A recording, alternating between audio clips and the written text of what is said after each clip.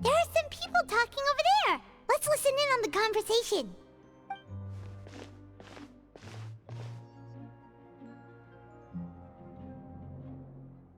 If you ask me, those pompous parasites on the surface act like they're all a bunch of aristocrats.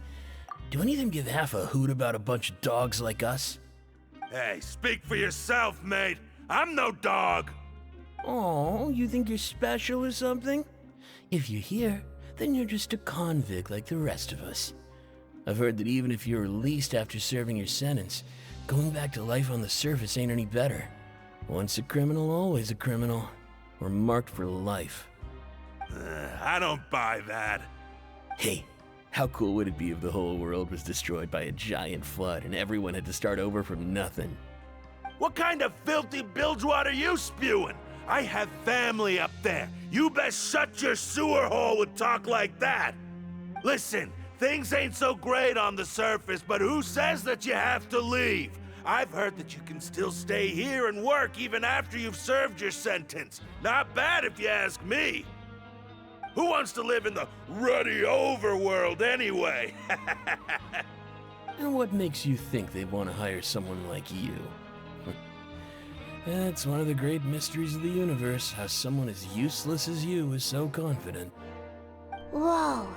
Sounds like they're really unhappy about the overworld. Speaking of which, Paimon never heard anyone use the words overworld or underworld when we were living up there. Is it only something the inmates down here say? That's true.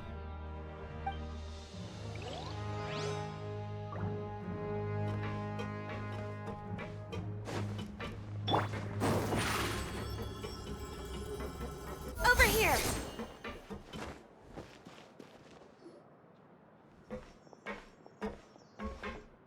There's a group of people over there. Let's go listen in. So I said, that's not a faucet. Hey, who are you two? Why'd you come over all of a sudden? Oh, sorry for eavesdropping. Sounds like you were talking about something private. What's the matter? They're just looking to join in on our fun, that's all. Hey, don't pretend like it's okay for them to just interrupt us like that. Yeah, fine. You're lucky we don't mind extroverts that much. You hear that, Quisto? What nice! Your expressions tell me you're looking to hear some juicy info, am I right? But before that, it just so happens that I know you two. Really? Are we that famous? You're kidding. How often does anyone get a personal tour led by His Grace himself? Practically everyone was talking about it. Word has it that you also caused quite the kerfuffle. A little mistake, huh? I like the way you put it. You see, people with a good attitude can join our group anytime, unlike some of the others here. Your group? I'm Quisto, and this is Lavaroon. People usually call us the Bombshell Bros, but don't worry, we're not playing with bombs or anything. It's just that our information is always so explosive, and we blow minds on the regular. So, you two really like to gossip? Whew, you sure know how to embellish. No, you don't get it. Knowing intelligence will make things better for you here. For example, knowing who's working with whom, who has the latest rumors, who's not getting along. Wouldn't you like to know all that?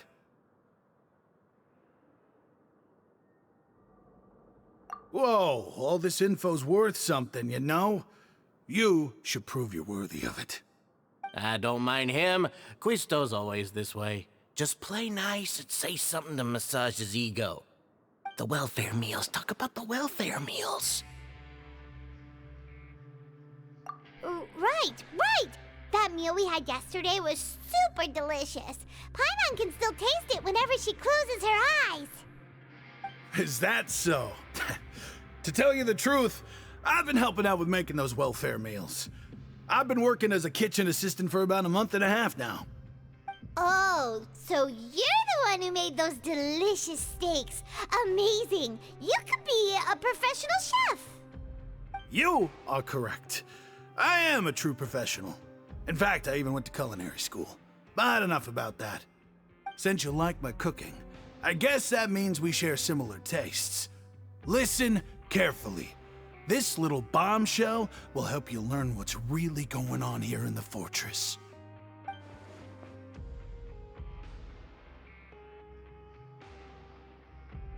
Listen, kids.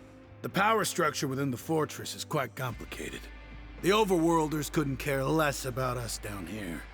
We're basically dogs to them. You've already met the one person here you should never cross, the Duke, Risley. He knows more than you think. And if he doesn't care about something, then he often doesn't bother dealing with it. Those who have the Duke's attention get all kinds of special perks, even better treatment in the infirmary. I know who you mean. It's that Jurier character, right? I don't think there's anything useful about him at all. Why does he visit the infirmary practically every day? Is it normal for anyone to be going in and out of there so often? If you ask me, he's just faking it to get out of work. But did you know that Jurier was a talented researcher from the Fontaine Research Institute before he came here? There's no denying that. I don't care if he was a researcher that could turn dirt into Mora. Once you're in the fortress of Meripede, you're just another inmate like everybody else.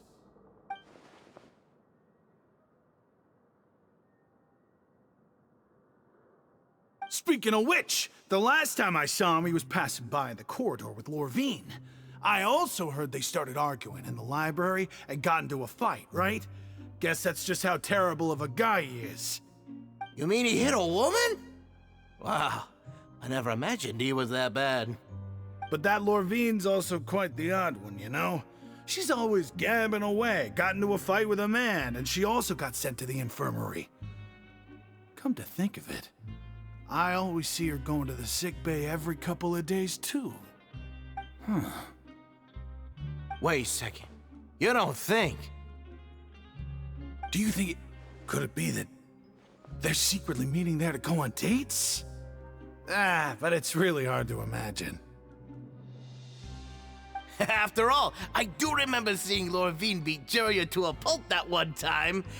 And we might be overthinking things.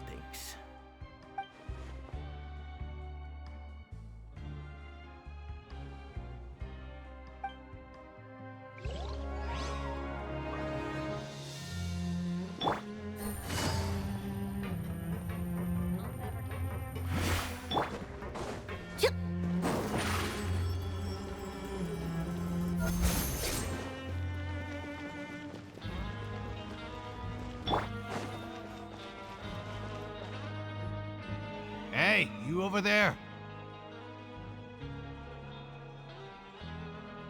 Yeah, you. Say, do you like playing card games? You know, like Genius Invocation TCG? You TCG players are like mint in the wild, literally sprouting up everywhere. Hey, come on now. What's wrong with finding fellow Invocation aficionados? Anyway, care to join me for a game? All right. No pressure. But why would you be looking for people to play Genius Invocation in a place like this? Don't people usually come here to fight? Whether you're throwing down cards or throwing punches, it's all a competition, isn't it? It's all the same in my eyes. There are lots of card players here in the fortress. When I saw you, I immediately thought, hey, even outsiders from other nations play cards. So I came over to say hi. Sure. Great! Since you've been here longer than us, you need to flex your seniority a little bit, right? Maybe you could start by telling us newcomers some stories about this place. I thought you would have already heard everything by now. All right, then. Did you have anything specific in mind? Or do you want me to just pick a topic? Why don't you pick? We'll let you know if we've heard it already. All right. Have you heard any strange rumors since you've arrived? Then, did you know that there are some people who are always gossiping over in the corner? Yeah, so you've already met those two. They're quite a pair. They always keep an eye out for the latest happenings and gossip about everything. I've never seen anyone with more time on their hands. I heard that they used to be a chef and a bartender before they were sent down here. You know how bartenders are, always chatting with customers. And chefs love to pass the time just hanging out when they're not cooking. Good to know. Do you have anything else to tell us? Let me think. Sounds like you want to hear something a little more tantalizing. Oh, did you know that the Duke was also a convict in the fortress of Meripede before? Huh?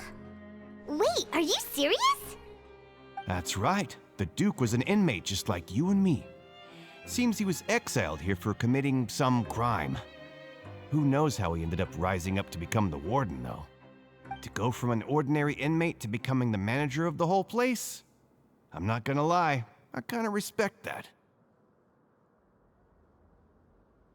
A forbidden zone? Sounds like something that someone just made up. I've never heard of that. Where did you hear about it? It's just a rumor we've been hearing, but no worries if you've never heard of it. Do you have anything else you can tell us? Anything else? Not that I can think of, but I'll be sure to tell you anything interesting I hear next time. You'll have to play a game of Genius Invocation with me first, though. Okay, we've talked to just about everyone, and it's about time for us to go meet Linny. According to the card he left us, we should go meet him in the production zone.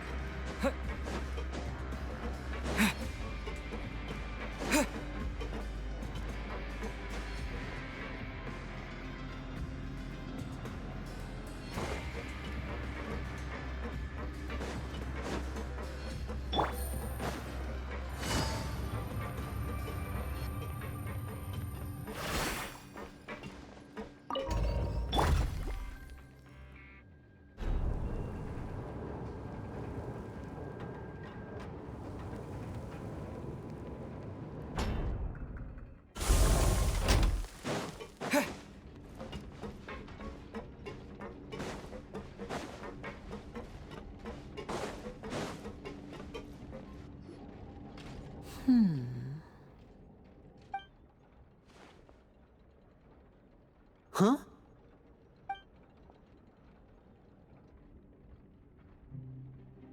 That look in your eyes. You found something? Hey, this is no time to be modest. Just tell him we found a boatload of information. Oh, as expected of the legendary duo, you have my full and undivided attention. Huh. I'd have never guessed that myself. The rumors swirling about this place are unreliable after all, and Master Child probably went missing because he found a way out. He is a harbinger after all. I suppose he's much more resourceful than I initially gave him credit for. Unfortunately, this isn't enough for our final report to Father. We need to find out Master Child's exact whereabouts. Father told me that even though Master Child said he was just coming to Fontaine for a vacation, he actually had some personal reasons. His agenda might be linked to his disappearance. His escape route is already flooded, so we'll have to task someone with professional diving skills to chase after him. Well, when you put it that way, it's obvious that only Fremine would be up to the task. Is he around? He's working today. Coming here as a group would have attracted too much attention. I'll talk to him about it later. No need to thank me. This was always a part of our mission after all. Honestly, I'm far more impressed by you guys managing to collect all this information right under Wriothesley's watchful eyes. Collecting information has always been our strong point. Now, let me think. To find out more information, Fremine will have to retrace Master Child's original route. And if he's to do that, he'll have to set out on the next pipe cleaning day at the earliest. That's 6 days from now. And after that, he'll probably take another 2 or 3 days to return. You can even estimate how long it'll take for him to get back? We've been working together for a long time. We know each other's capabilities like the backs of our hands. Traveler, what say you to meeting here 9 days from now? We'll be able to pick up Fremine while we're at it, too. Oh, and there's just one last thing we'd like your help with. Though we can just sit back and wait for Fremine's report on Master Child's whereabouts, we still need to make more progress on the investigation of the Forbidden Zone. Fremine's no master of disguise, Lynette's still working on getting intel from the other areas, and I'll need to spend some time helping Fremine prepare for his diving mission. So, you are the only ones we can count on. What do you want us to do? Will it be hard? Well, I won't call it easy per se, but I think you'll be able to pull it off. Listen carefully. You'll need to find an excuse to get into the infirmary and investigate the room and environs. You've mentioned several sketchy-looking people always meeting at the infirmary earlier, so it probably has something to do with the secret we're hoping to uncover. You've already met the head nurse, so she'll be less suspicious of you. Investigate the internal structure of the infirmary and any active dealings within, and pass those on to me alongside anything else you're able to discover. But also, there's no need to take risks. Don't forget, safety always comes first. My apologies, I just started rambling out of habit. It was almost as if I was talking to my younger brother. But that's not a bad thing, right? All right, then we'll head out as soon as we finish our prep. Let's go our separate ways for now then. Don't forget, we meet here again in 9 days. Stay safe.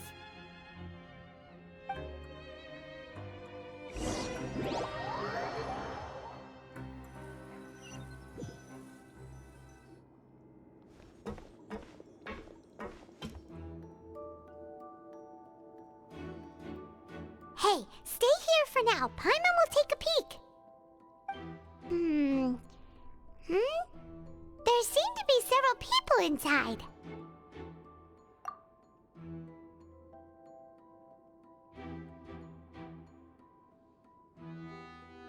Right. I feel like It's not impossible.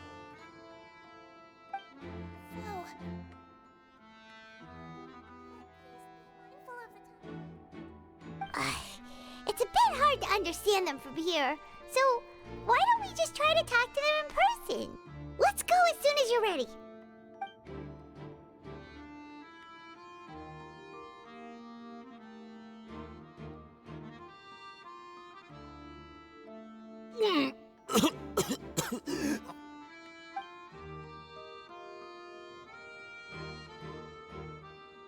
Someone, please help! He's sick!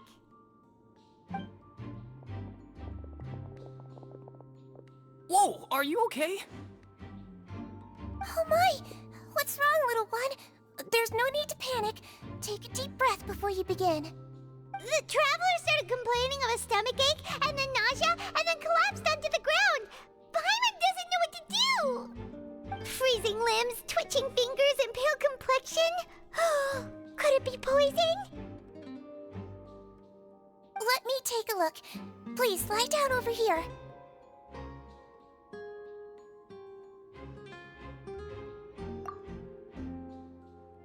Don't worry, I'll get you to the bed safely. Here, hold on to my shoulder and walk slowly.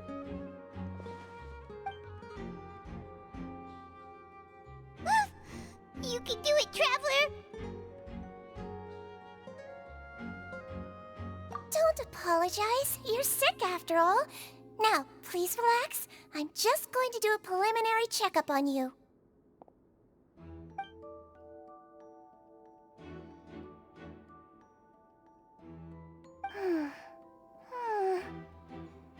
I see now.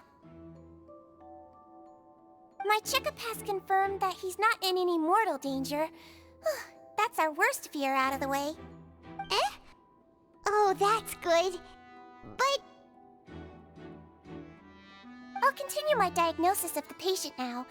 Please, relax and take a deep breath.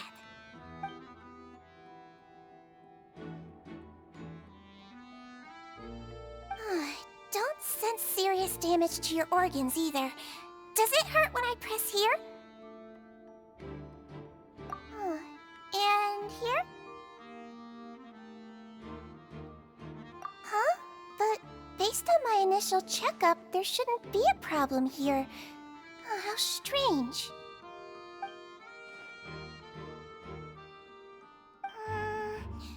What about here?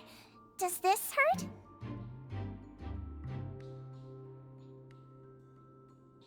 Oh, I understand. So that's what it is.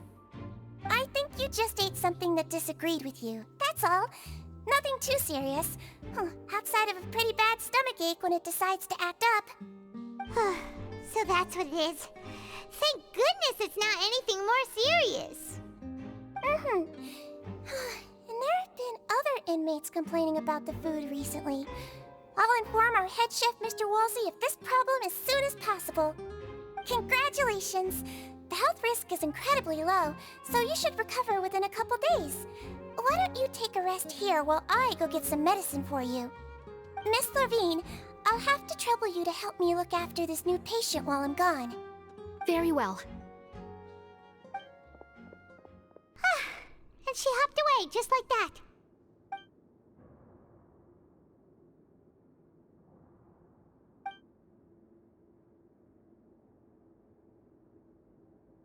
Hello. So how are you feeling now?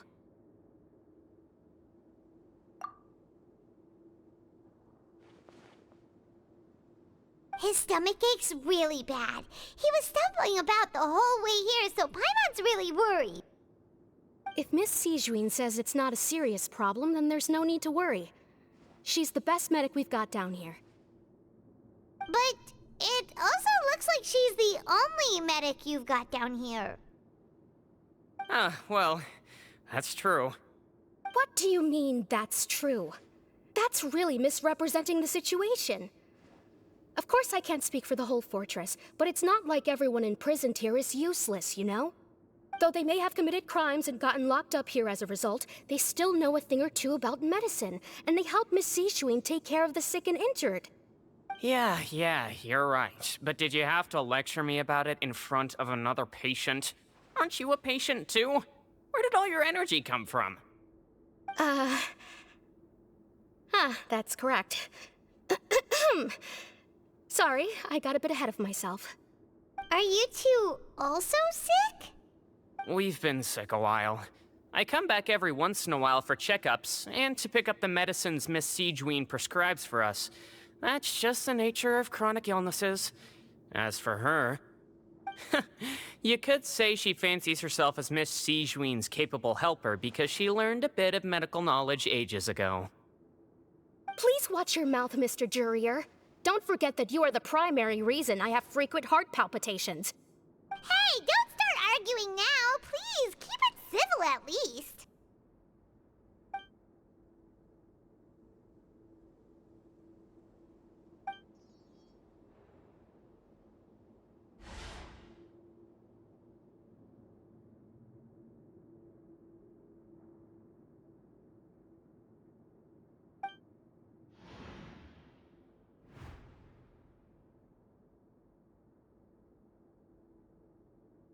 Hey!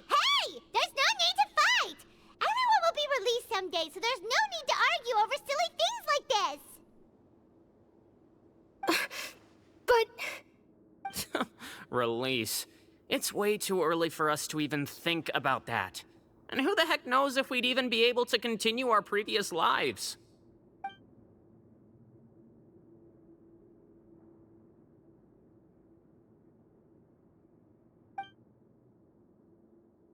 Please allow me to end this boring and useless conversation. Oh, and Mr. Jurier, I don't want to see your face here again anytime soon. And same to you, Miss Lorvine. Anyway, that was more than enough rest for me, so I'm going to get out of this excessively noisy place. See you later, everyone. He just slowly walked off like that? That's just what he's like. I'm sorry you had to see all of that. I'm Lorvine, and that's... Well, his name is Jurier, but I hope you'll never have cause to remember his name. You really can't stand him, huh? I mean, can you blame me?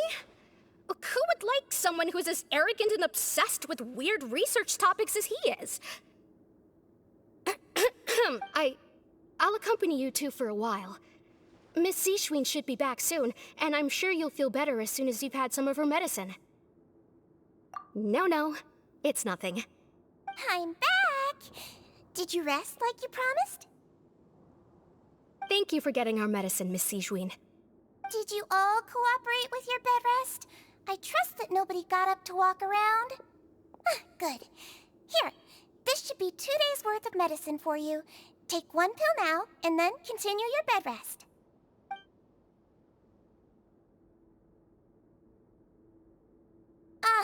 Miss Lorvine, I left in a bit of a hurry just now. Do you still remember if we discussed the color of the pill that you should be taking today? I remember. You said it should be yellow. Yellow, huh? I understand. These are yours. Please, make sure to go to bed early after taking them tonight. You'll benefit from a good night's sleep. All right, then I'll also be on my way now. I hope you feel better soon, too. See ya! I'm going to fill out your medical record now. You're widely known as the Traveler, right? I just want to double-check a few details, if that's all right with you. Those two made quite the commotion just now, so why don't we let the Traveler rest? Paimon can answer the questions instead. So his primary symptoms are abdominal pain with secondary symptoms of nausea. Is there anything else? That's it. All right then. Is there anything we should know besides to take the meds?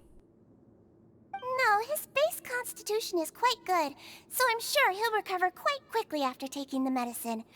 Please, make sure to stick to bland or less stimulating foods, and don't stay up too late at night. Got it. Paimon will hold the Traveler to that for sure.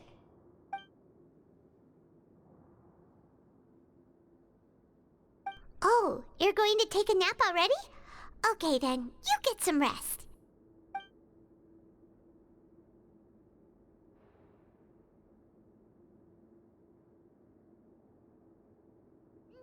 We've been to lots of places together. He may look a bit under the weather now, but he's actually super strong. So you're the best of companions. Well, don't worry, he'll recover soon.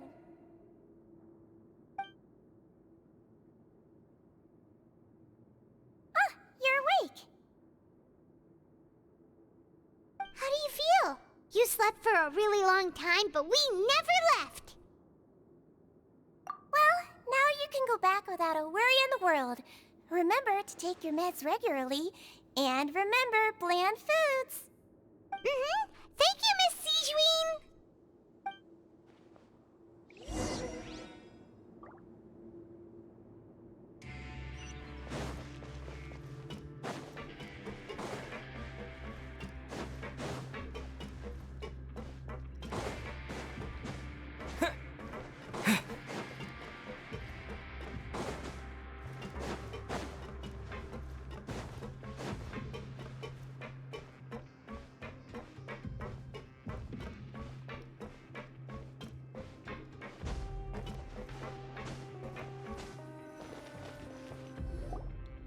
You really are something. To be able to fall asleep like that and even sleep talk the entire time, you scared Paimon half to death!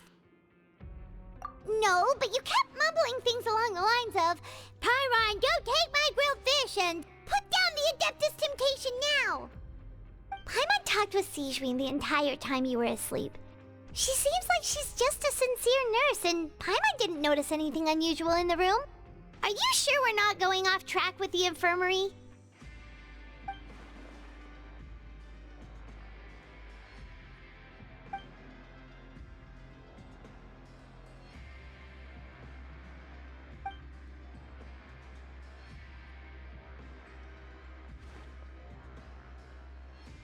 Whoa, you really are super thorough.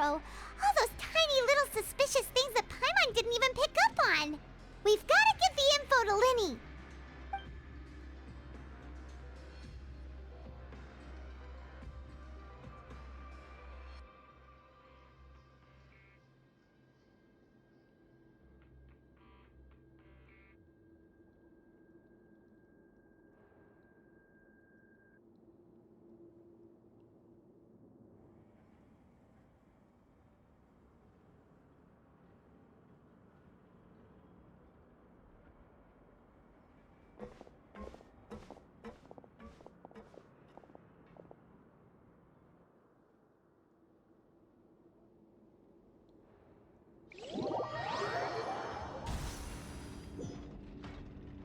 Today's the day! Let's go meet up with Linny!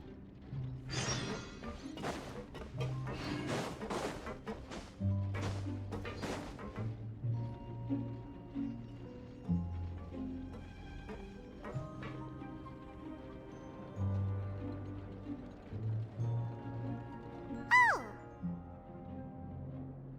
Hmm?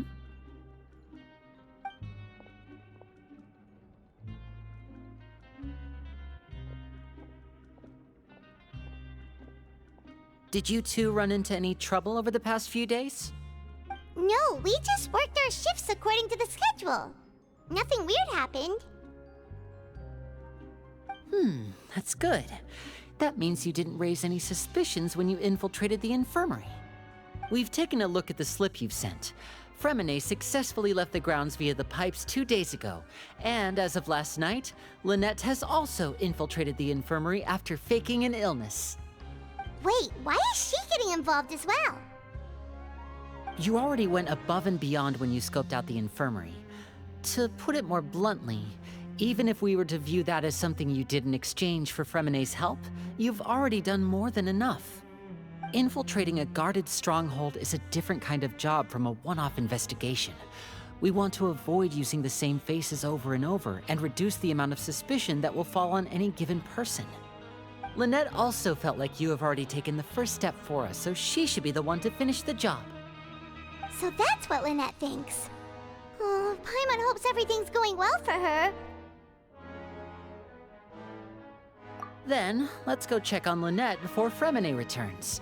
If everything went well, then she should be wrapping up her investigation right about now. Is now really a good time to go over? According to my observations, Sigewinne always spends around half an hour away from the infirmary right before lunch. Lynette knows this as well, so this should be a good time to meet up with her. Also, I'm her brother, remember? It's only natural for an older brother to care about his younger sister's well-being.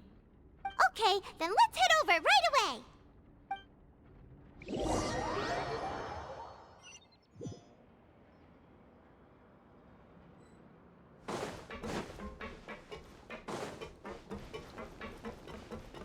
Kids these days, you just can't run. Lynette should be here right now. Huh. Strange. Lynette? As expected, Sigewinne isn't here, but why isn't Lynette here? No, Lynette rarely deviates from the plan. We agreed that if she were to make changes on the fly, she'd find a way to let me know. Unless... Let's see if there are any clues around here. We can look while we wait for her. Who knows? Maybe she'll be back soon. Okay.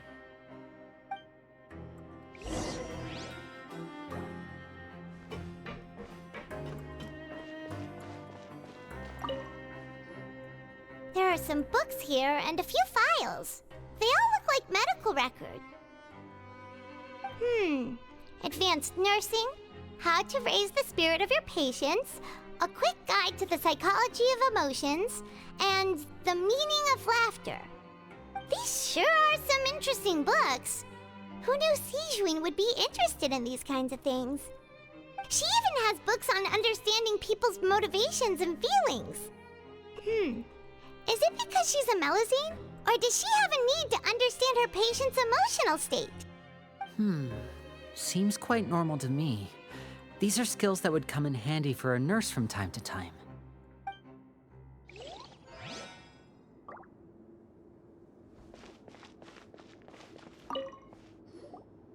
None of the beds have any signs of having been slept in.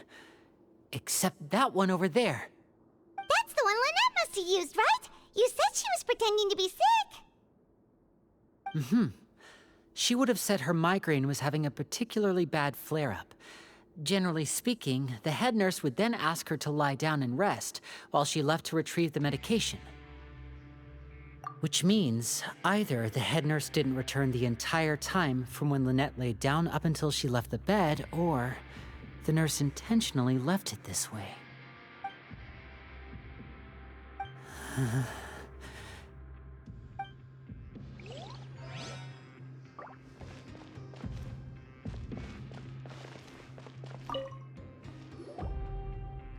This is it! We saw it before! Wait, this thing? It doesn't look like it's been disguised that well.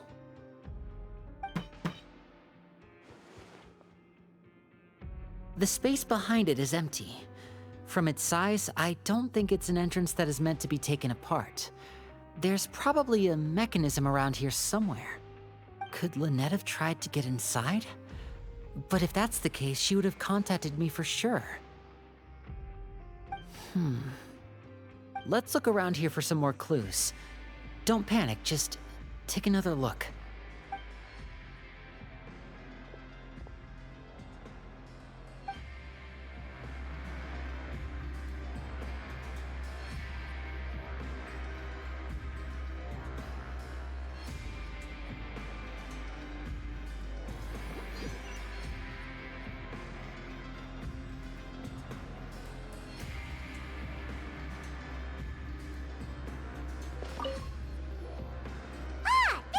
Wait, this thing? The space behind it is empty. Could Lynette have tried to get inside? Let's look around here for some more clues.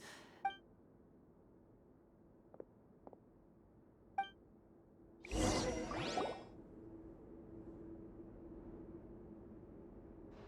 you guys, there's a slip of paper over here! A slip of paper? It's right over here, and there's a bunch written on it too. It reads, "Out of respect for your usual practices, I'll use a piece of paper or card as the medium to pass on my message. You may consider this as me giving you my best regards." This is...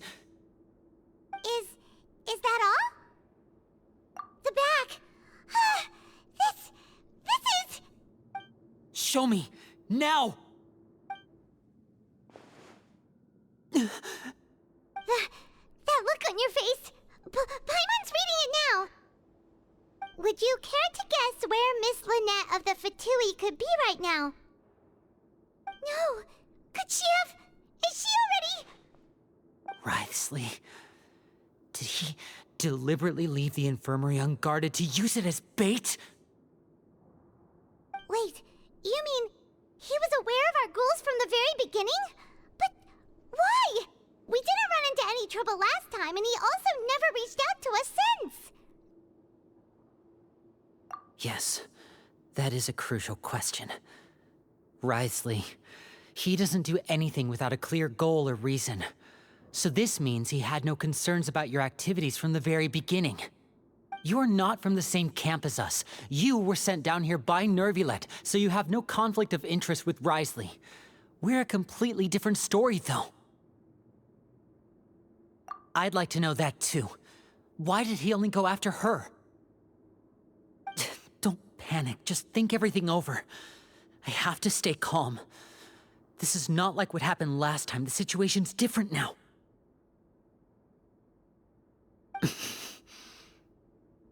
Wait, you're right. Wait, but that means... The fact that Fremine was able to leave the grounds, could Wriothesley have let him go as well? But what does he gain by letting Fremine leave like that?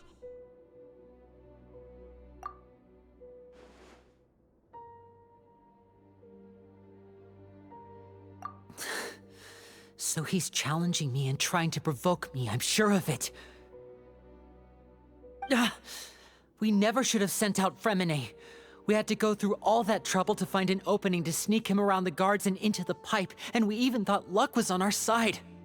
If Wriothesley let him leave on purpose, then he's probably in a terrible spot now as well. Lenny's getting more and more panicked. We have to calm him down. Don't be like this, Lenny. Fremine wouldn't have left if we hadn't told you about Child. That was our fault. No. I'm the leader of this operation, and I'm the one responsible for this team. I was the one who failed to protect them. I'll go talk to Wriothesley. Hey, don't be reckless! Traveler, please, talk some sense into him! I simply cannot allow Lynette to be abducted again. I have to go. I'll find a way to get them back! He's rushed out the door! After him!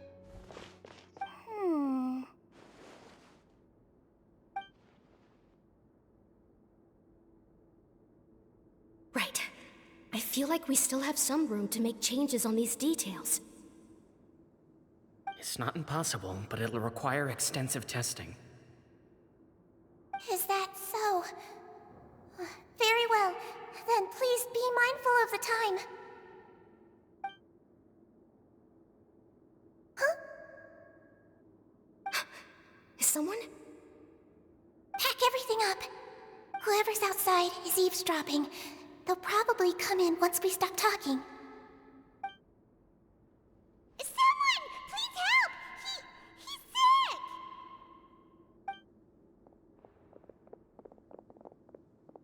Whoa, are you okay? These two. As expected, they've already found this place. Oh, they are quite sharp.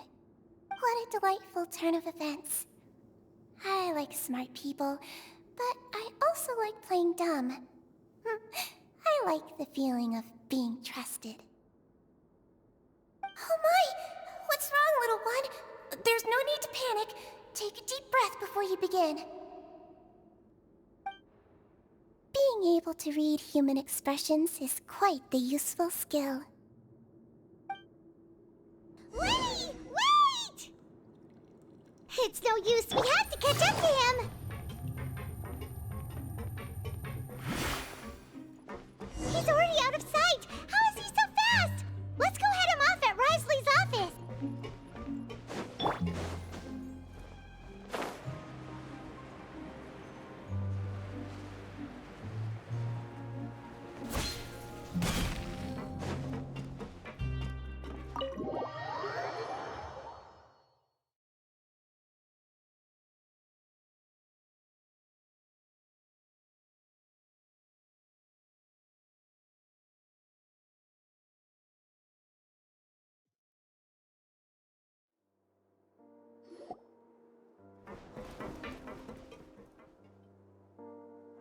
Come out and face me, Wriothesley! Aren't we at an administrative office space? Why don't you at least try to follow even a couple rules from the fortress's indoor management regulations? What did you do to my sister? I ran into the young miss at the infirmary. I'd heard that she was suffering from quite the migraine, so I decided to invite her over for a cup of tea. I do have some teas in my collection that can work wonders against such an illness. Stop joking around! Where did you take my siblings? I have also heard that your performances are quite the spectacle. Miss Lynette would sometimes enter a box filled with water, only to emerge the next second from another place altogether. Maybe she'll appear behind you right now if you were to turn your head. Is he trying to trick me into turning my head? No, He's probably not looking to attack me right now. All of the hostages are in his hands, and he's even in the mood for small talk. That means Lynette is probably still alive. You knew we were investigating the infirmary from the start, so you deliberately aroused the Traveler's suspicions and baited us into continuing our investigation, just so that you'd be able to kidnap Lynette. As for Fremine, no, you probably didn't even interfere with Child's escape. You let him go, so you could purge the Fatui members that we had planted into your ranks. There was no need to do so. The Fortress of Meripede is a pretty pleasant place. Most people enjoy their lives here. The only ones who act differently are those with personal agendas. It was quite easy to identify your colleagues. You removed our original members and spread the news of Child's escape so Father would assign our team to come down and investigate. Fremine has also fallen into your hands, right? If you're oh so omnipotent and so in control, why would you need hostages? One correction. Lynette is in my hands right now, but Fremine is not. He's not? What do you really want? Lyney! Oh, wonderful. Everyone is here, so I'll only need to say this once. Thank you so much for cooperating with me. Eager and to the point, I see. Alas, only Miss Lynette is currently having a cup of the fortress's finest tea.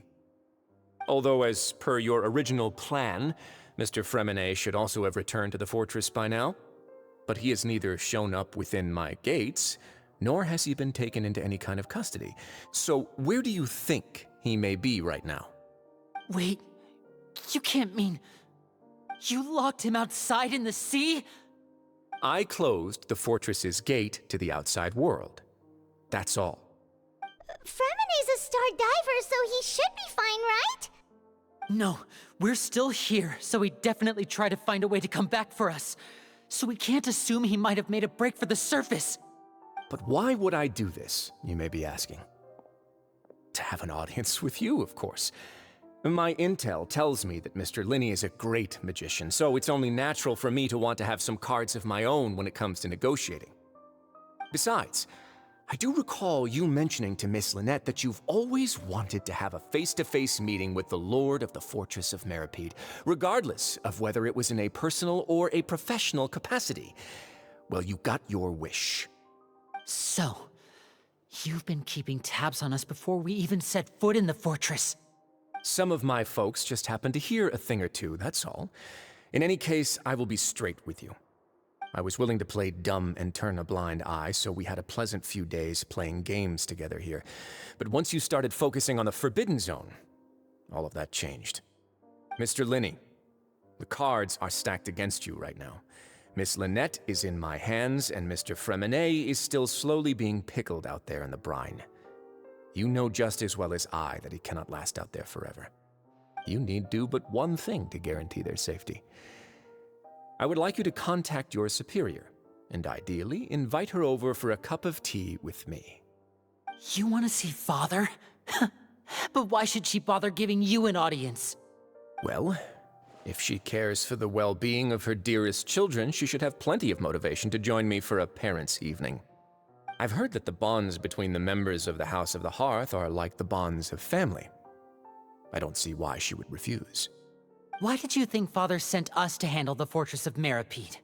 This place is basically a no-man's land. It wouldn't be fitting for anyone as important as a harbinger like Father to come here in person. Oh, I see. So it's because she doesn't care for my place here. That's such a shame. After all, I've amassed quite the tea collection. I was looking forward to sharing it with her. Both Monsieur Neuvillette and Lady Farina have already received many samples as gifts. Was this the extent of your master plan to get to Father? No matter how much pressure you may put on me, I won't allow you to use us to blackmail her. You people really are difficult to get along with. All I'm asking for is a face-to-face conversation. Does she truly have no interest in the fortress's secret? Mr. Linney, you have one last chance to invite your father here. If you refuse... Lyney!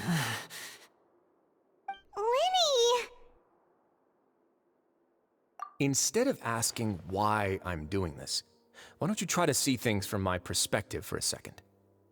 From the very beginning, the Fatui has been actively infiltrating my fortress.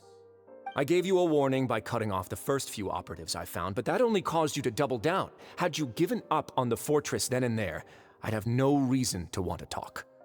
Mr. Fremenet left the fortress on his own, and Miss Lynette tried to pry out my secrets right in front of me. No matter how you look at it, the responsibility for this falls on you. I shouldn't ask Father to do anything because of us. 6, 5... Wait, 2, 1. Time's up. It really is a shame, Mr. Linney. Risley! Negotiations have broken down. Please leave, ladies and gentlemen. It's time for my afternoon tea. Yeah, listen to the Traveler. If you can't talk to Linny, can you at least talk to us? You do realize that I'm only letting you go because of Neuvillette, yes? You're here helping him out, and I've already done my best to stay out of your way. But that doesn't mean you can just do whatever you want. The fortress may be small and remote, but it still has its own set of laws. Then how about this? Those who are capable deserve respect. You've spent quite some time investigating my home turf by now, so why don't you tell me a thing or two about what you found, I'll ask you 3 questions. Answer all of them correctly, and I'll agree to your request. Question 1. Regarding the hidden rules of the production zone, what is the truth behind the one about not being allowed to work for 3 days in a row?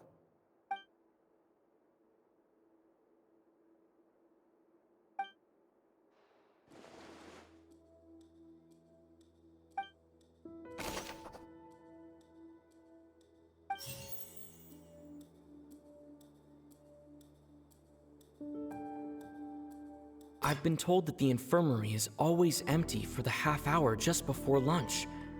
But what could Sijuin be doing during that time?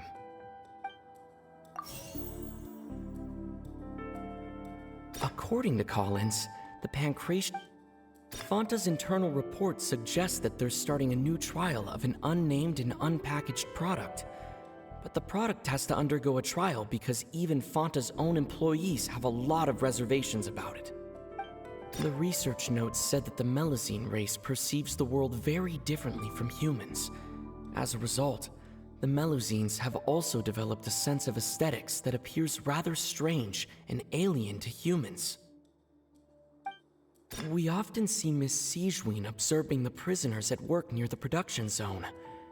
It seems like she can perceive the general state of a person's health just by looking at them.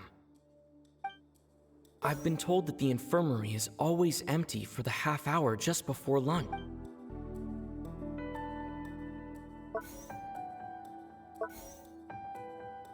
The research notes said that we often see Miss Sijuin observing the prisoners at work near the production zone. It seems like...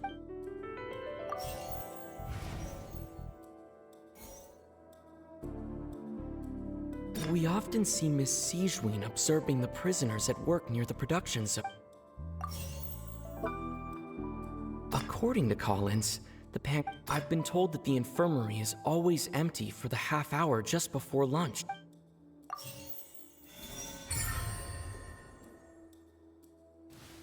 So that's what's going on. Paimon understands it now. Who would have guessed?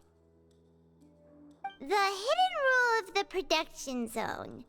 People are not supposed to work 3 days in a row, and if they do, they'll get strange meat in their welfare meal.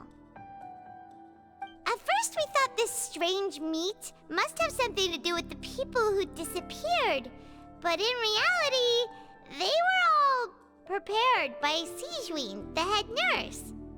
She often visits the production zone to observe the workers' health and makes a note of anyone who has worn themselves out after 3 full days of work. Out of of her sense of duty as the head nurse, as well as her genuine concern for the workers' health, Sigewinne visits the cafeteria right before lunch and cooks an extra dish for those who can use the stamina boost. Sigewinne has only the best intentions with her surprise gift and doesn't want anyone to find out about what she does. However, unfortunately, Melusines as a race perceive the world differently from humans, and their sense of aesthetics is even more alien to us. The recipients of her lovingly prepared special meals cannot taste the care within and usually just freak out. Are we on the right track? Not bad. You've uncovered Sigewinne's secret and even guessed her intentions correctly as well. It's nice to know that her efforts have not gone unacknowledged. All right, now for my next question. There are also some hidden rules in the Pancration Ring, including the one that you're not allowed to support both sides of a fight. Why is that?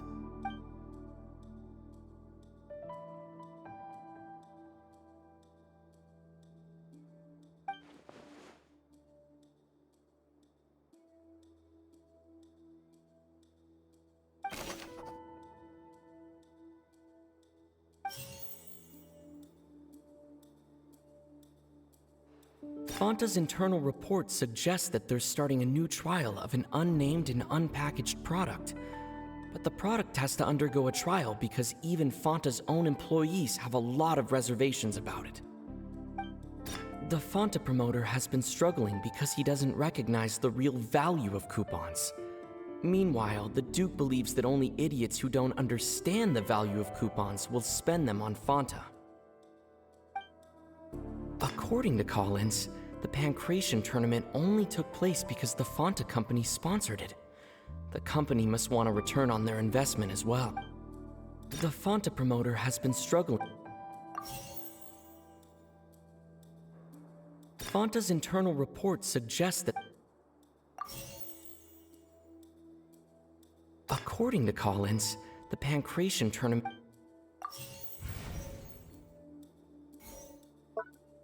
According to Collins, the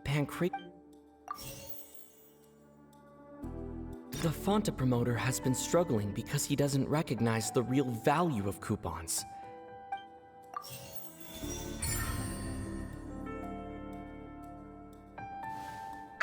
Paimon gets this rule too now, so there really was nothing to be afraid of. That hidden rule of the Pancration Ring is about how, people are not supposed to bet on both boxers at the same time. And if they do, they'll receive a package containing a strange, blood-colored liquid. People get scared when they see it because they've subconsciously begun to associate it with the missing boxer. But really, it's just a bottle of the latest yet-to-be-named and packaged new Fonta trial product. A blood-red drink. It's no wonder even Fonta's own staff were questioning the company's decision-making. The company, facing backlash from its own staff, decided to try to trial the product on a smaller scale to see how it might be received by customers. They came to the fortress of Meropide and offered to sponsor the Pancration tournament so they could push their new product. But the Duke completely refused to even entertain the idea. The Duke, knowing how valuable coupons are in the fortress, knew that only total idiots who didn't understand their true value would bother buying a Fonta product here. And so, only those who proved their stupidity by being dumb enough to bet on two opposing sides of the same match were selected to receive the drinks. I acknowledge the effort you've put into bringing the truth of this mystery to light. Although, based on your description, that Fonta promoter is a bit too careless with his words, I may just reconsider my collaboration with the company. All right, and here's the final question. What's the secret behind our head nurse and all of her patients in the infirmary? Stop your cruel and pointless games, Risley! You know that we haven't finished our investigation, so there's no way we can answer the last question! The thought of sparing Lynette and Fremine never even crossed your mind! You'll pay for this! Ah! Lenny, Are you alright? Oh, close one. I owe you, Sigewinne. That was a fantastic shot. It was nothing, Your Grace. Sigewinne? Though this gun may look like a toy, it's actually fully functional, as I just demonstrated. Sigewinne... You... Not at all. I am merely a resident of the fortress, and thus protecting it is my duty. When Monsieur Nervilette asked me to come here, he told me that my job would be to take care of the well-being of everyone here. I am merely discharging my duties. But if you mean what you just said, then isn't Linny someone you should be looking after as well? Isn't he a resident here just like the rest of us? But I really am just doing what Monsieur Nervilette told me to do. Everything I did, I've done to protect them. Had I not, they would be in far more dire straits right now. His Grace knows it too, right? Your Grace? Mind proving my innocence to them? My dear Sigewinne, whatever shall I do with you? Would it have killed you to just wait another minute or two? Well, it's nearly time after all. The way you do things can be truly frustrating sometimes, Your Grace. I figured I should try to talk some sense into you. What are you talking about? What time? Take me if you want. But let them go. How touching. Can you just give me one more minute? Don't be like that, Your Grace. All right, everyone, calm down. 2 more visitors will be arriving any time now. I'll go get a cup of tea. Miss Sigewinne, I leave Miss Lynette in your care. You... What are you doing? I believe I hear footsteps.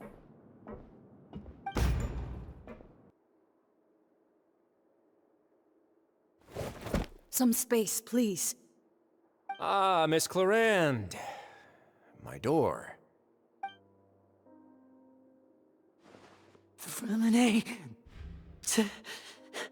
Fremine... What's going on? What is Clarande doing here? Work. I'm sorry about shooting you, Mr. Linny. The tranquilizing effect will begin to wear off soon. Please take it easy in the meantime, though. What happened to Fremine? Wasn't he diving just outside of the fortress? Why is he looking like this?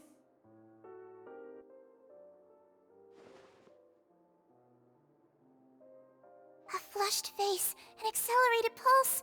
He must have consumed primordial seawater. What did you say? Please, make some space. I'll need to give Mr. Fremine a more thorough checkup. Your Grace, I'll leave the rest to you. I'll talk to Clarande while you get Fremine to where he needs to be. Everything else can wait.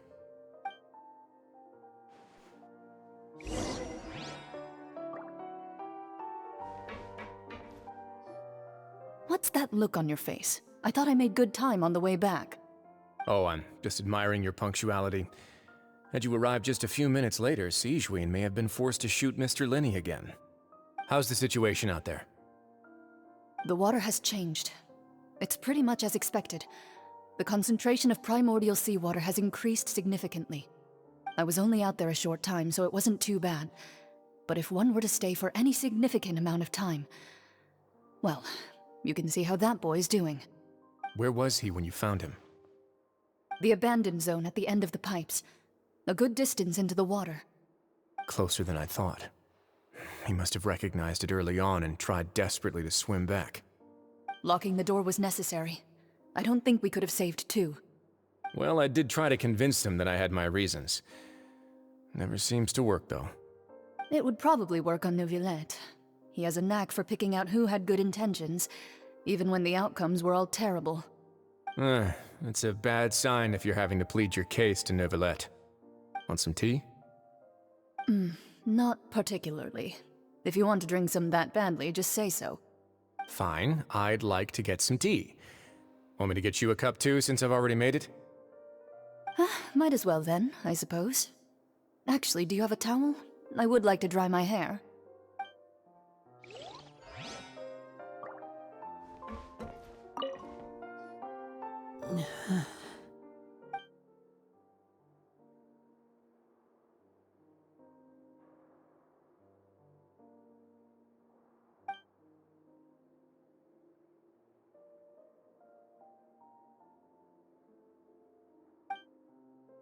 How is he? These symptoms are probably caused by an acute ingestion of a large amount of primordial seawater.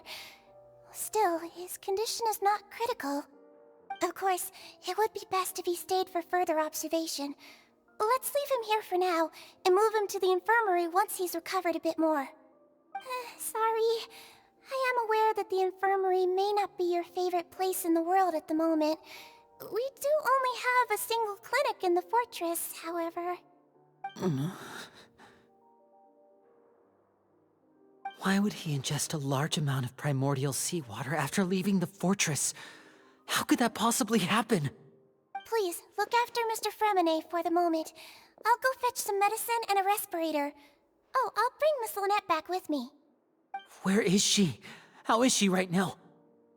Oh, she just took a nap in an empty room after I tranquilized her. If my calculations are correct, she should also be waking up right around now.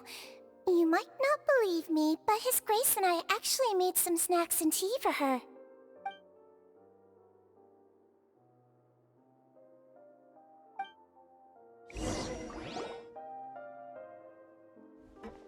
Linny, are you okay? I'll be fine. They're all here now. Don't worry about me. Are you sure? You don't look alright. My hands and feet are still a bit weak, but that's probably just the residual effects of the tranquilizer shot. I'm back, everyone. Lenny! Oh, Traveler, Paimon, you're here too. Fremine?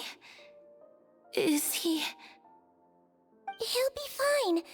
But for now, please help me lift him up.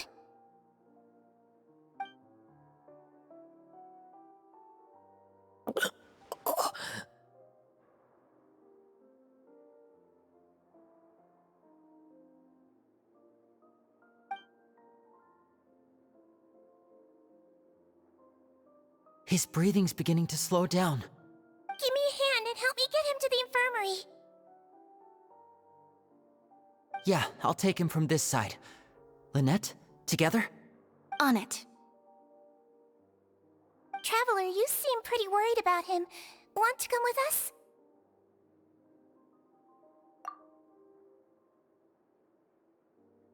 The Duke and Clarande are gone. They probably went to get some tea. The Duke will explain the truth in just a bit. Miss Clarande will need a break, since she only just returned from rescuing Fremine out of the sea.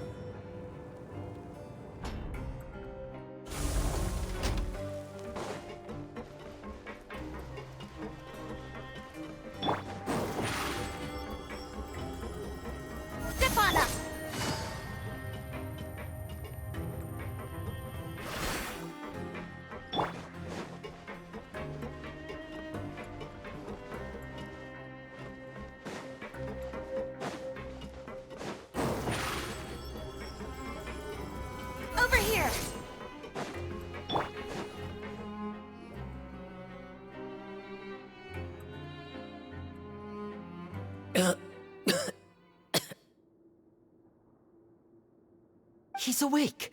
Fremine, how do you feel?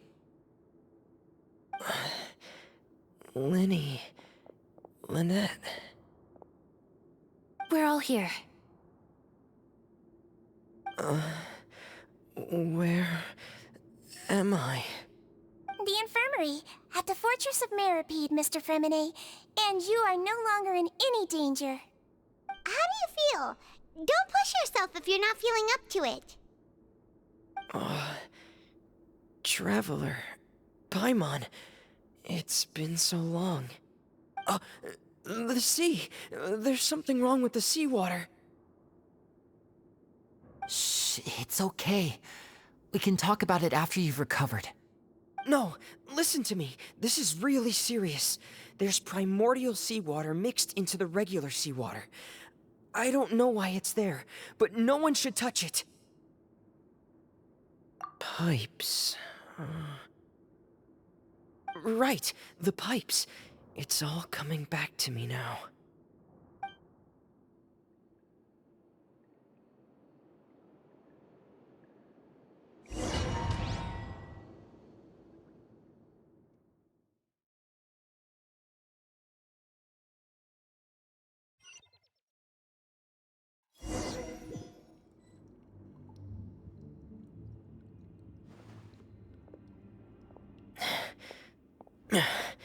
I'm in.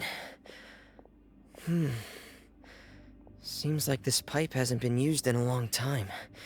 It looks abandoned.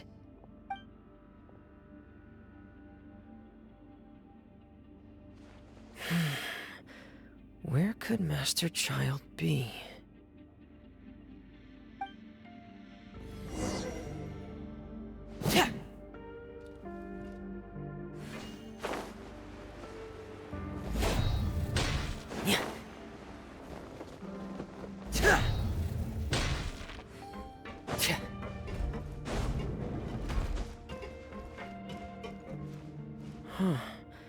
This mechanism looks like it's been tampered with. Could he have done it?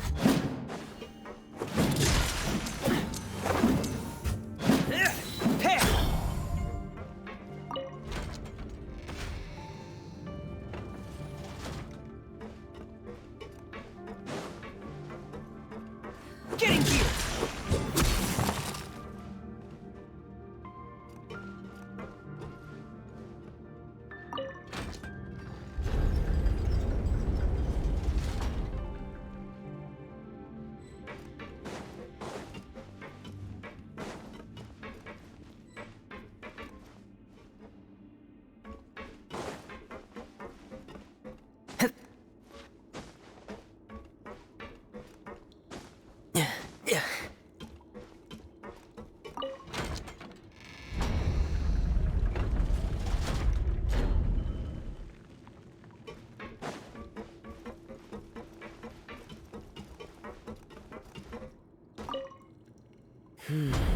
It's getting stuck on something.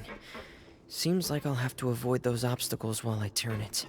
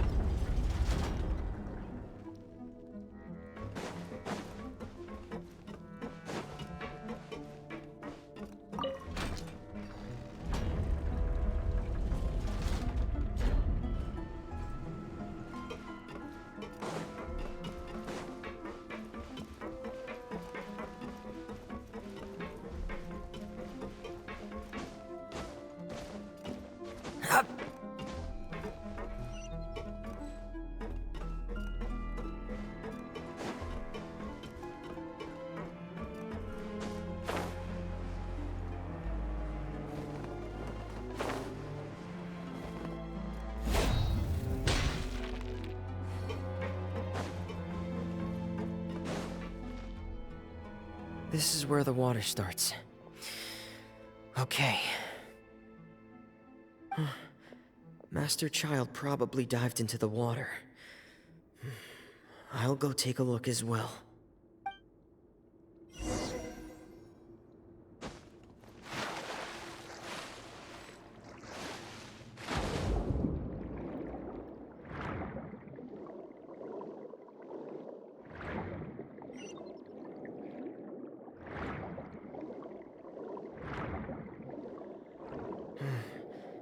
The vegetation here is a bit more sparse. These traces aren't natural. A person must have left them, and recently. I should be going in the right direction. Oh, there are traces here too. I need to keep going. Huh? The traces are gone. But I don't see where he could have gone from here. Wait, what the?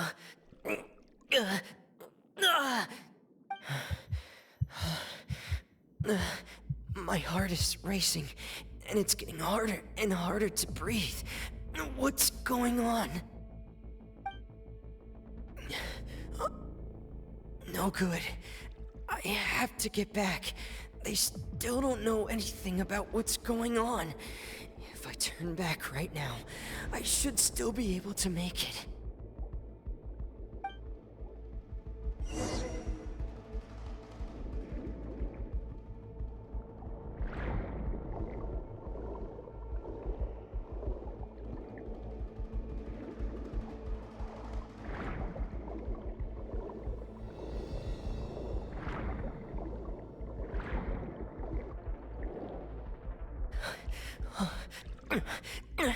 I can't die here.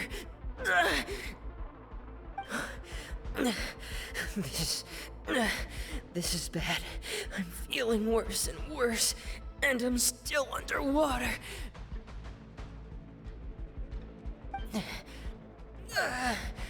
I have to push on.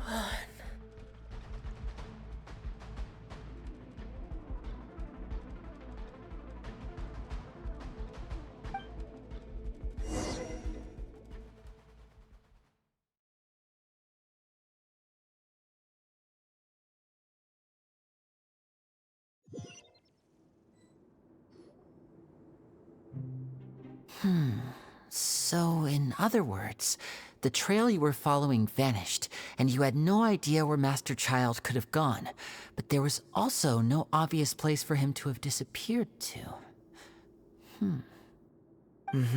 That's right. I tried my best to swim back, but I had already put some distance between myself and the fortress, and I just couldn't find the strength to keep going. I probably passed out some time after that, and you know the rest. Miss Clarande brought you back, but we also don't know why she just suddenly appeared at the fortress, or why she went out to save you. Miss Clarande, you say? I must go thank her in person. You're still too weak for Monet. You can go after you've had some more rest. Miss Lynette is right. I believe Miss Clarande will stay here as a guest for another few days, so there's no need to hurry.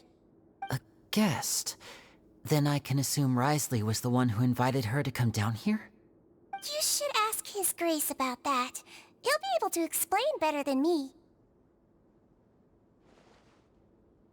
Yeah, it's about time he actually told us what's going on. Wanna come with us, Lenny? No, please go on without me. I don't want to leave just yet. Lenny. The logical part of my brain is aware that we're safe right now, but I still can't bring myself to leave. Both of you are just in danger.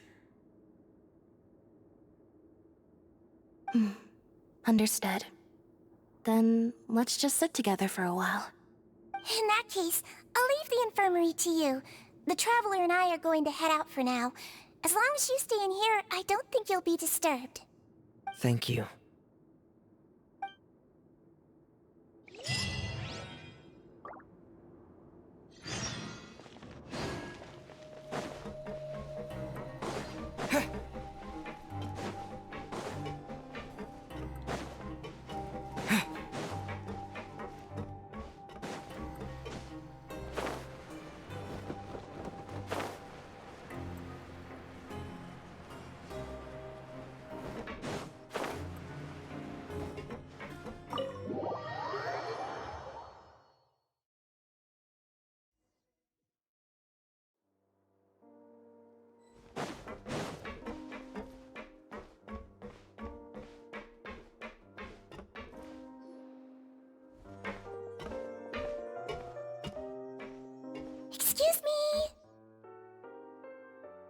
I take it Mr. Fremonet's condition has stabilized?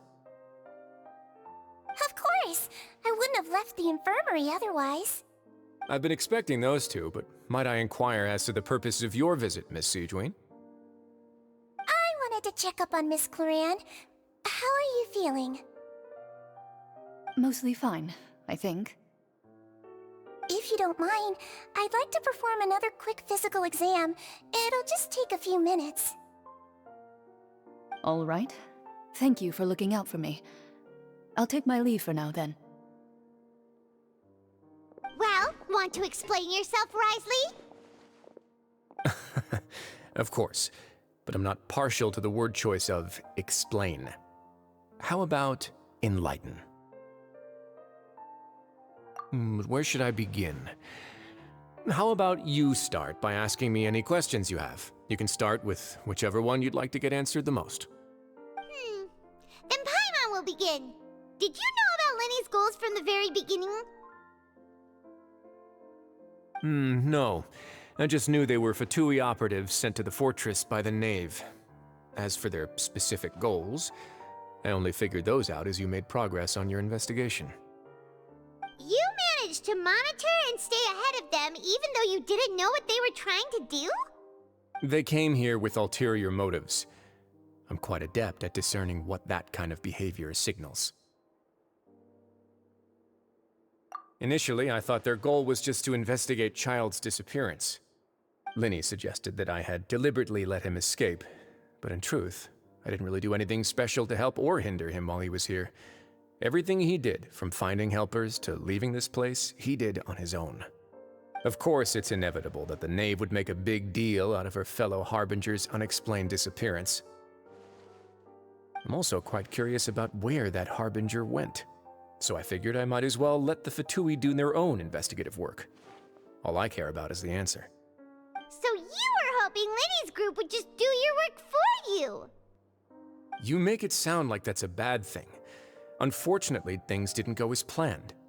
I assume that Fremonet has told you already, the ratio of primordial seawater around the fortress of Meripede is on the rise. The Forbidden Zone has always been Linny's target, and you got roped into that investigation after running into him. I began to intervene out of concern for your safety, and also to prevent the fortress from becoming entangled in more irksome matters. Are the rumors true? That you're also a former criminal? Why would you put it like that?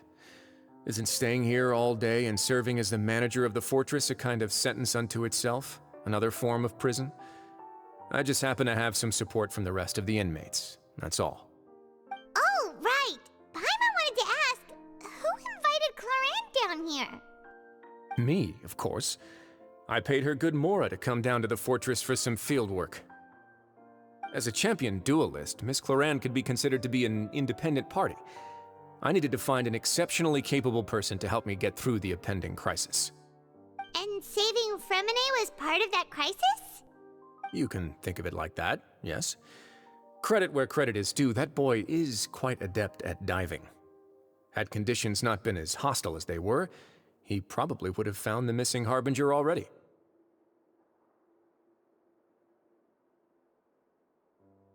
That's not something you should be asking after. Neuvillette only asked you to investigate Child's whereabouts. All I need to prove to you is that the Forbidden Zone had nothing to do with the Harbinger's disappearance. That should be clear now that you've spoken to Fremonet.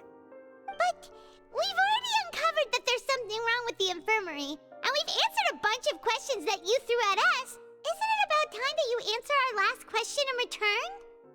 You make a compelling case. Do you really want to know the answer that badly? Yeah, Paimon really wants to know! Even if the truth may not be pleasant? Follow me.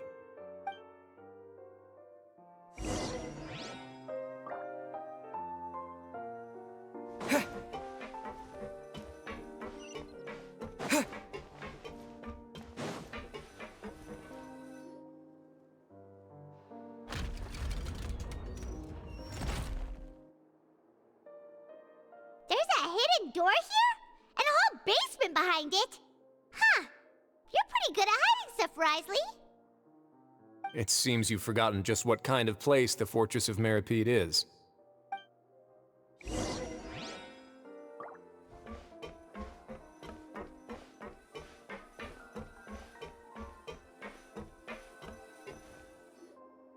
Stand on the central plate. Wait, is there a secret mechanism or... Whoa!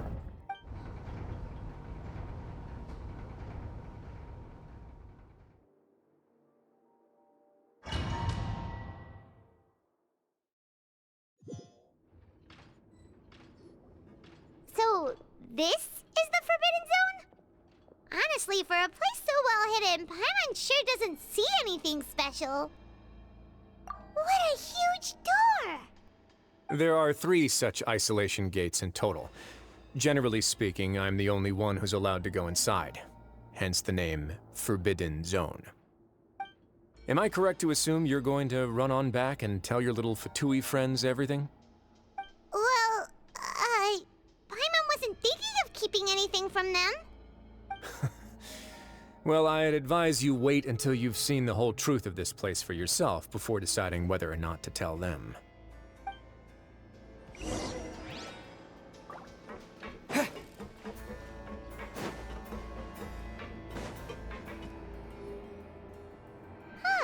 So there's a switch on the side. Stand back.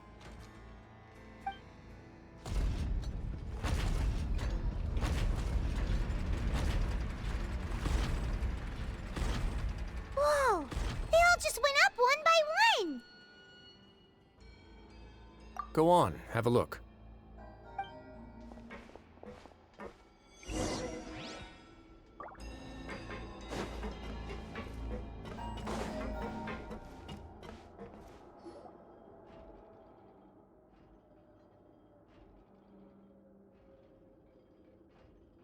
I've been interested in what lies beyond that gate ever since I assumed leadership of the Fortress of Meripede. Of course, it would be unwise to recklessly open it, but it'd also be risky and negligent to simply ignore any potential danger that could be behind it. The readings on that dashboard have not budged since the day when I first laid eyes on this place. But over the past year, the needle has crept upwards from its original position, likely because some parameter it's been tracking has changed, if only infinitesimally. Normally, I would have ignored it, but I happened to have some free time when I noticed it, so I investigated. Any guesses what the reading could be tracking? Very reasonable guesses. I've considered both of those as well. Unfortunately, our dashboard is tracking something less ordinary. The temperature should vary with weather and climate changes, so for something that rarely shifts, the water pressure is more likely. We ran a few tests to increase the pressure from the outside, but the readings didn't change at all. Later on, a few more possibilities occurred to me, such as a potential connection with the primordial sea. I began to make a few preparations based on that hypothesis. Over the past few days, the needle has moved again. With that, and the symptoms that Fremine displayed after leaving the fortress, I can now confidently conclude that the readings represent the concentration of primordial seawater in the seawater nearby. The concentration of primordial seawater? But we're already under the sea! And that is precisely the problem. We're at the bottom of the sea, and now we're surrounded by toxic seawater. Somehow, primordial seawater got mixed in, and the concentration is steadily rising. Yes, that's very likely. But forget about the two of us! Not even Neuvillette knows where the primordial sea could be, much less where we could find and plug a leak. Oh. Oh! Seems like you've figured it out. I believe the primordial sea lies directly beneath this sluice gate. For some reason, the primordial seawater levels have risen significantly, and it's now very close to us. The indicators are now red. Although the gate still stands, some primordial seawater has already leaked out and mixed into the sea around us. If this continues, soon it will no longer be able to hold back the primordial sea at all.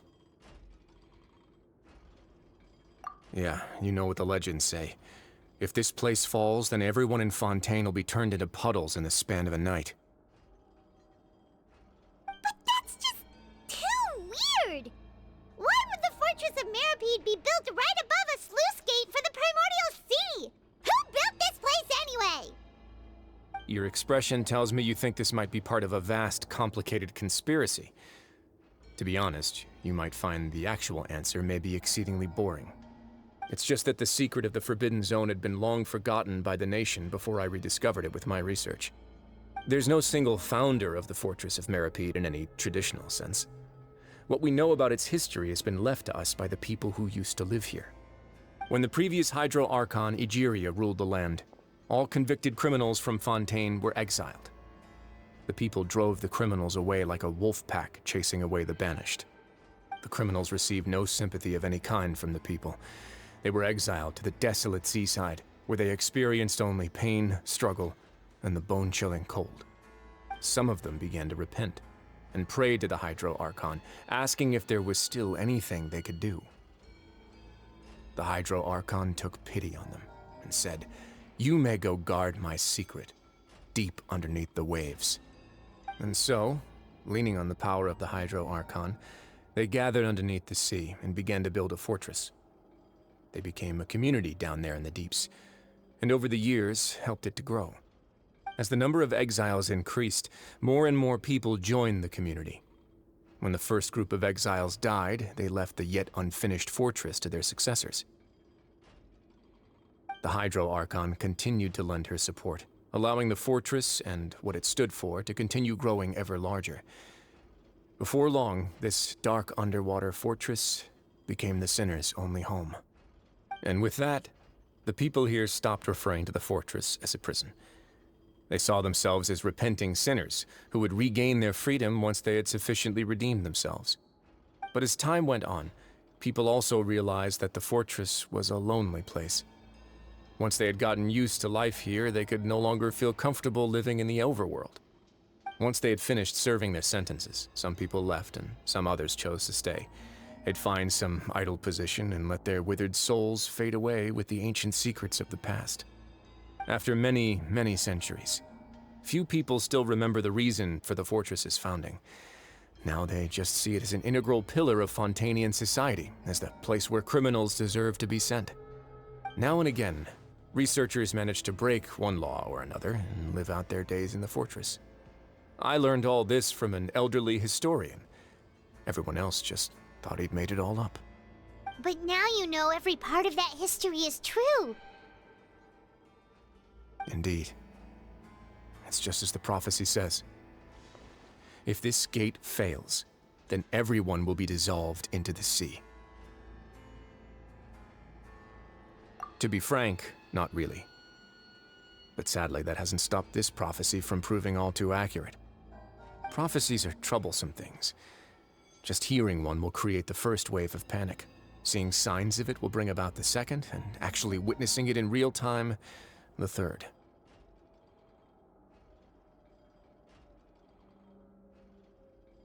Let's go somewhere else. I want to show you something.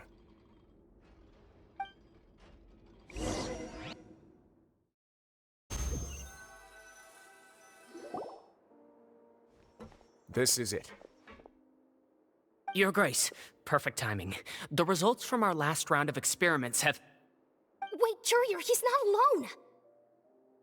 Huh? Lorvine and Jurier?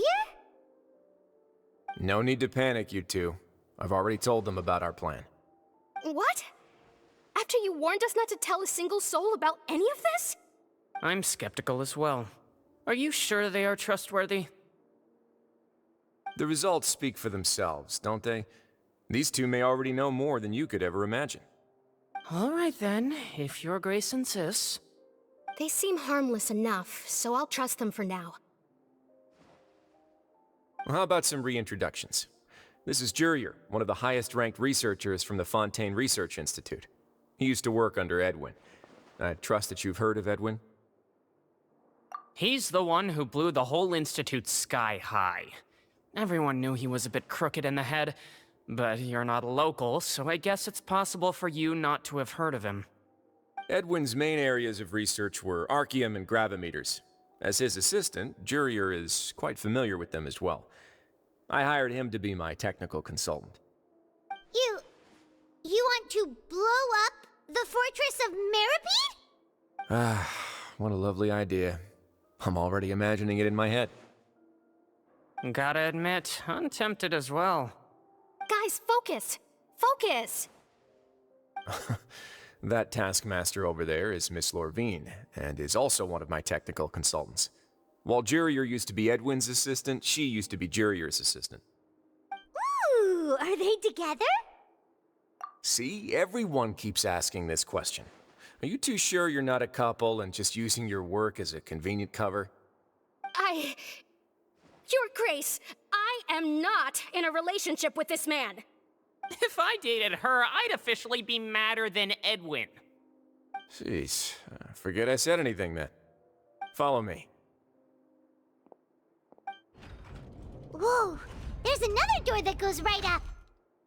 Your constant amazement makes it seem like the fortress can do anything. But Paimon really thinks everything's super cool.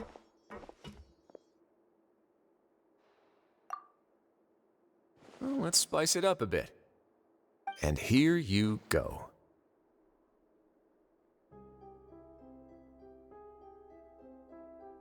What a huge ship? This is also a production zone that Paimon's never seen before. What's going on? How much do you know about Fontainian history? Not much at all. Well, then maybe you haven't heard the story of ancient Lemuria. To give you a quick rundown, Fontaine used to be ruled by the Lemurian dynasty. According to legend, the Lemurian king Remus came to this land after being inspired by divine revelation and found the seer Sibila, who had taken on the form of a golden bee. Taking the golden bee with him and riding on a huge ship, the Fortuna, he created his nation above the surging waves. He called his nation Lemuria and used the Fortuna to incessantly search for new tribes and islands, calling on them to join his empire. There's a ship in this story too? Where there's water, there'll be ships. People believe that hope can always be found at the end of a voyage. Do you believe that too? To a point, I think. As you've already seen, I have a whole factory's worth of labor, materials, and technology at my disposal. Certainly can't hurt to give it a try. So the moment I began to speculate that the primordial sea might lie underneath the gate, I also began this project. Were you inspired by the legendary Fortuna? Maybe. Fontainians need something to hold on to cope with the impending disaster. Were the workers to find out the truth behind this ship, riots would destroy the fortress faster than any catastrophe. As the fortress's administrator, I'd never make such a reckless call. All right, that's enough talking for now.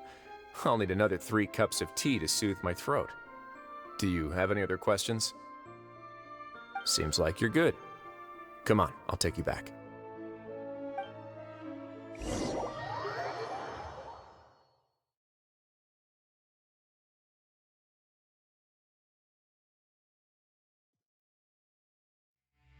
I'll leave you here for now. Oh, thank you so much. No worries. But don't forget, it's up to you whether or not you want to share what you just saw. What you do from here on out will likely affect those 3 as well.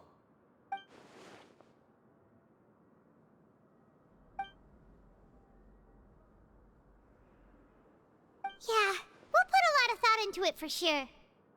Great. I look forward to what happens next.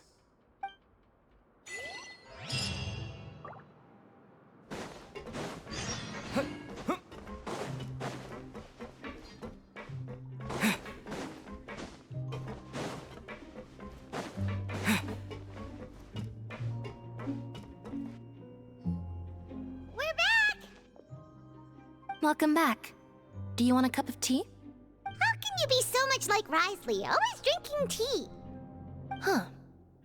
Actually, now that you mention it, I just remembered something now.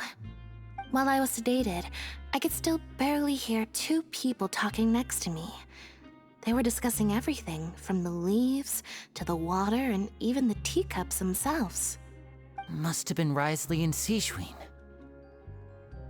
Yeah, I heard 1 male voice and 1 female, so it should have been the 2 of them.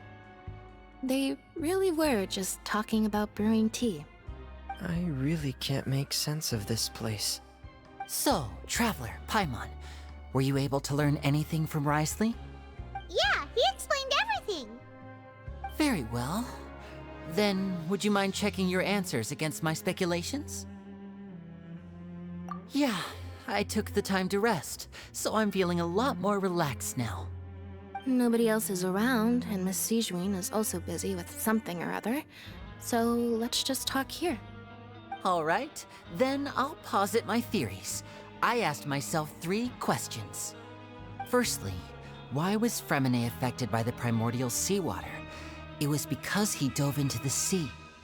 My theory is, the long-lost primordial sea is probably very close to the fortress of Mirapede. Ooh, he's good. He got that right on the first try. That's our Linny. Secondly, Wriothesley's attitude changed dramatically during the course of our stay here. He ignored us completely at first, then suddenly roadblocked us. Why? I spent quite a long time thinking about this.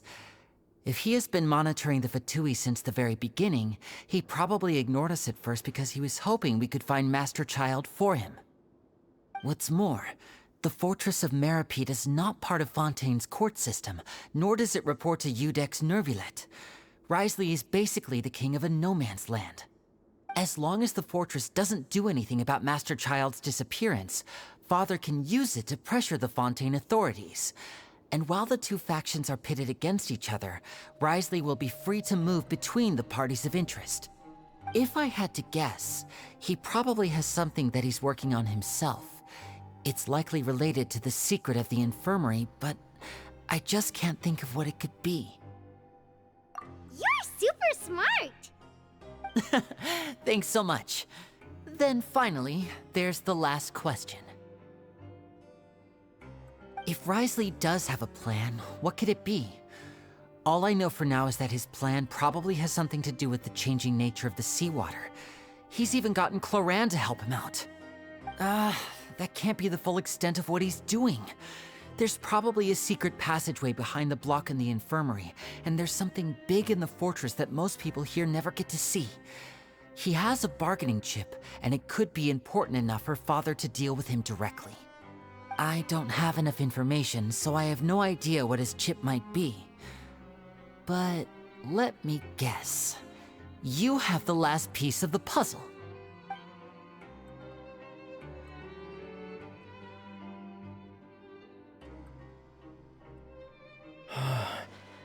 I can't believe it. The sea will engulf everyone. Just like the prophecy said. Could Wriothesley have wanted to meet Father to figure out a way to deal with this crisis? If you remember, I once mentioned that Father sees the House of the Hearth as her base of operations, and she truly wants to resolve the crisis. But how could Wriothesley have known that? Or perhaps he didn't know, and just wanted to bring Father over to his side? Which could be why he said he just wanted to negotiate. Yeah, that makes sense to me. I understand your concerns as well, Traveler. I'll figure out a way to pass this on to our father. No matter what, we're on your side. The 2 of you have already aided us far too much. We probably wouldn't be standing here right now if not for you. If you ever need anything else going forward, please come to the House of the Hearth at any time. Though you may not share the sentiment, after all that we've gone through together, the 3 of us basically see you as family now. You have my gratitude.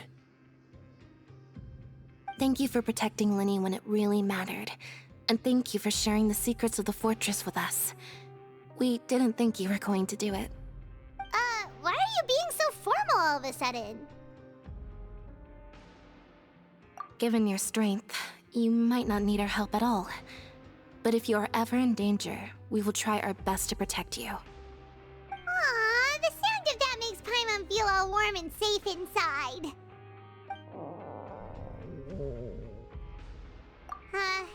Paimon's hungry.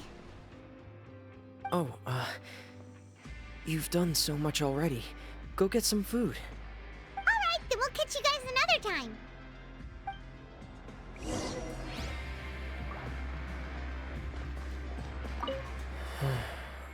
I feel like I should try to become someone more capable of helping. You're incredibly helpful. Lenny thinks so too. Yeah, you two are always telling me not to push myself, but aren't you just like that as well?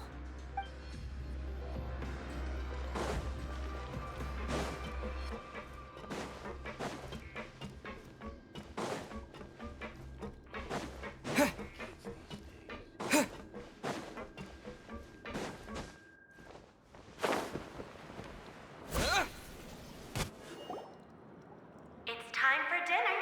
Welfare meals now being served in the coupon cafeteria. Come on, let's go pick up ours as well. Traveler and Paimon, over here. Are you here for dinner too, Miss Sijween? Mm-hmm. And I'm taking the opportunity to prepare Miss Cloran's dinner as well. Huh. You're right. She's actually sitting in the fortress cafeteria. What would you like to eat? Yep, you can. I've already talked to our chef, Mr. Wolsey. It's all on me today, so you can get whatever you'd like. Me too! Don't forget Paimon! No problem. Just leave it to me.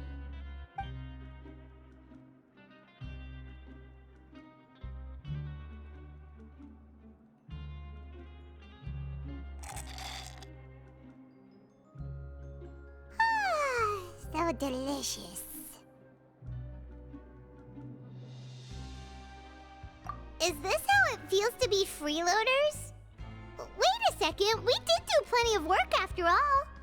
Feeling full yet? How's the food? Delicious.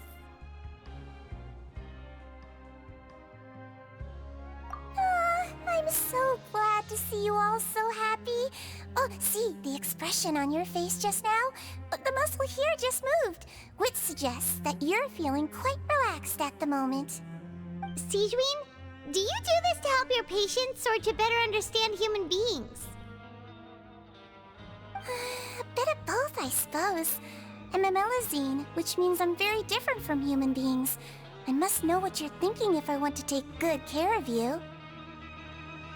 You're really good at taking care of people. Even though you're so short, you still talk and act like an older sister. Really? You're reminded of an older sister? That's great to hear. Oh, and what did you mean back in Risley's office? When you said that you were protecting Linny and his siblings as well? Oh, that. I just asked His Grace to look out for those children, especially that diver boy. I was getting a bit worried after hearing that something was wrong with the water. Thankfully, Clorand is very strong and managed to save him in the nick of time. His Grace also sealed the pipes after Clorand left, to make sure that Linny wouldn't impulsively chase after his brother. Although the path was blocked, we still stationed some guards there to stop anyone from approaching. They were instructed to only open the door once Miss Clorand had returned. Oh, and I was keeping an eye on Mr. Linny as well. We had to press him, but we couldn't allow him to be in any real danger. You were all super considerate and really thought everything through. It's just what we do down here at the fortress. At least this has been His Grace's style for as long as he's been the leader. Oh, I really wish Monsieur Nervula would come down here more often too. I feel like he'd like it here, with all the darkness and chaos.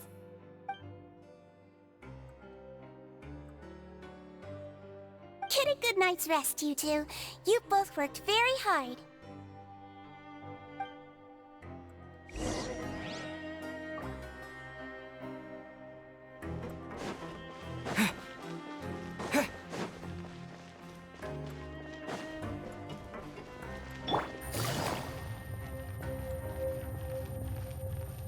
Take it easy.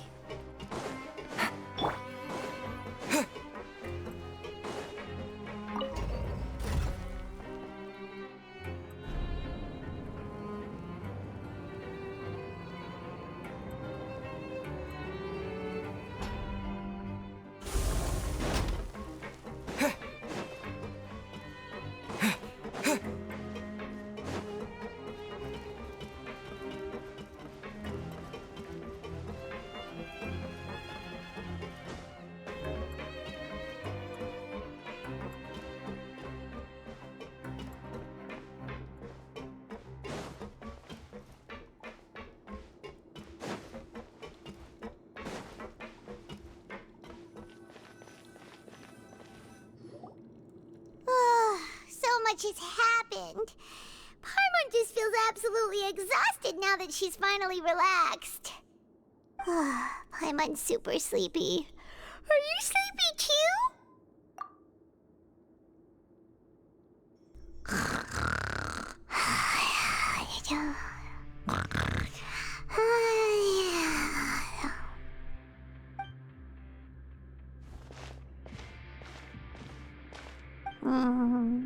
Delicious.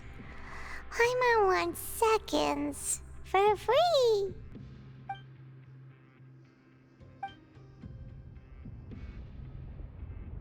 Out of my way! Get out of my way! What happened? Why is everyone running? No idea, but something must have happened.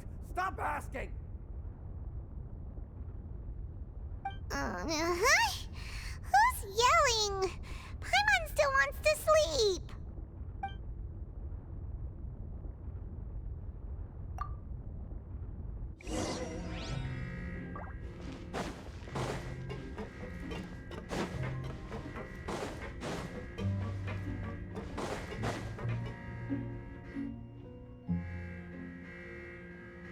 What happened?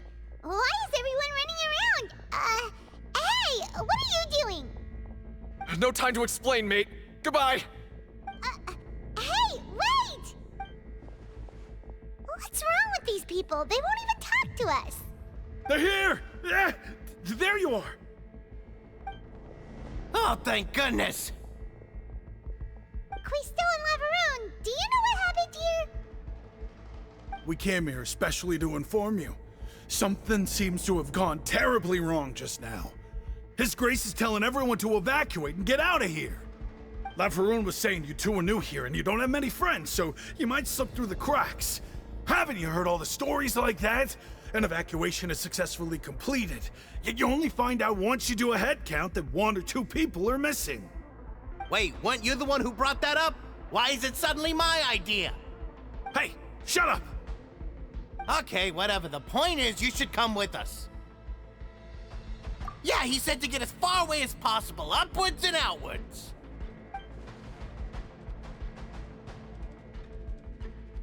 Oh no, it can't be that thing!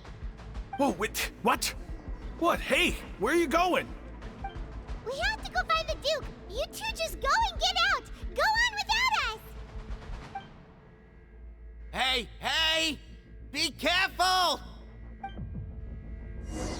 Attention! Please evacuate upwards and outwards, upwards and outwards.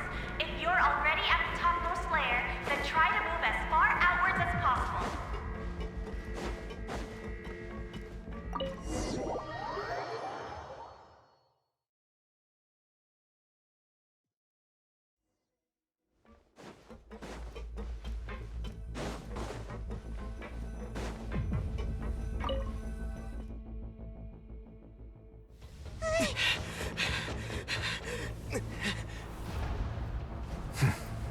They're here. Just like I said. What happened? Huh.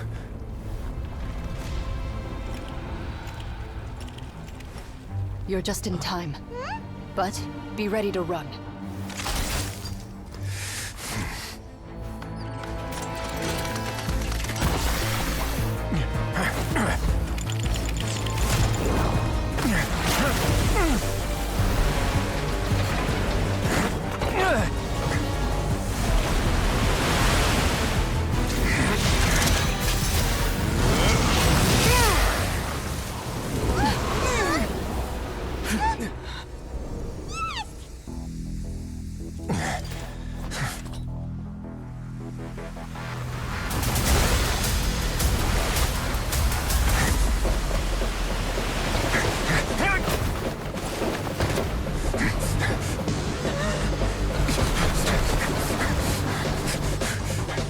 Three, 2, 1.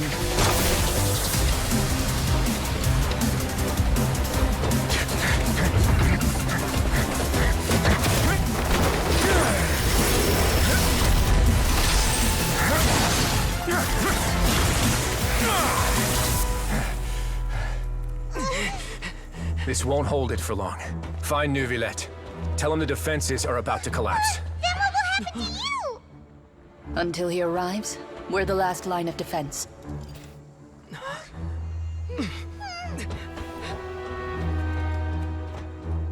The gate. How long do you think it'll hold? That depends on us.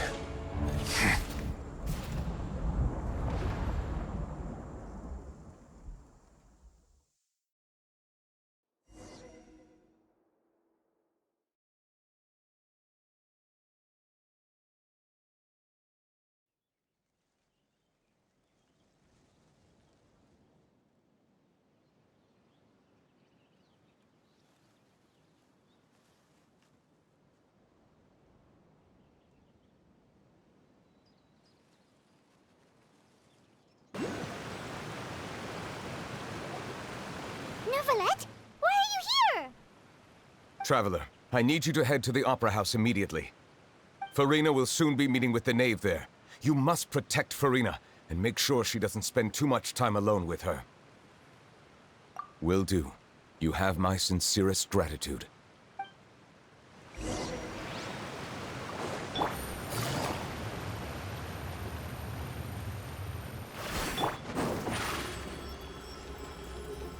Surprise!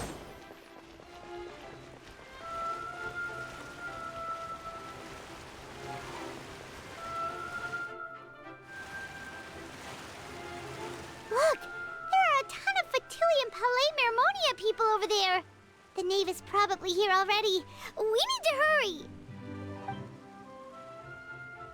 Are you two the traveler in Paimon? Monsieur Neuvillette has left instructions. Please follow me. Though I'm sure he's already explained, this should be a mostly cordial conversation, unlikely to give rise to violence. But it would be most appreciated if you could protect Lady Farina to the best of your abilities.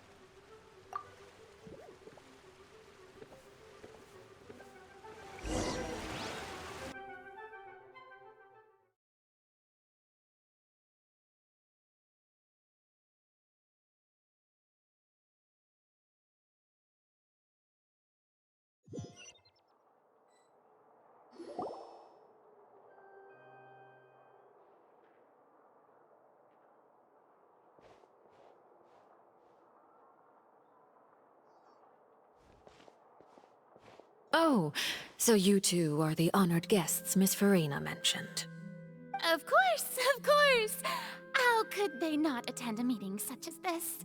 I must always have 2 or more guests at my dessert table.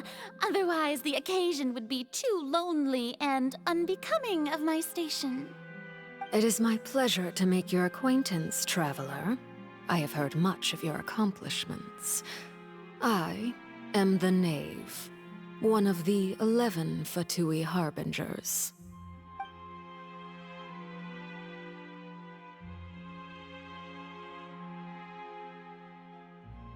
I've already prepared seats for you. Come, sit beside me. Perhaps you two are unaware of how Miss Farina and I do things. You see, we actually recently agreed to get together for tea when we had the time. See this? This is a limited type of confectionery that Miss Farina simply adores. There are only 16 slices sold every day. Here, why don't you and Paimon have a taste?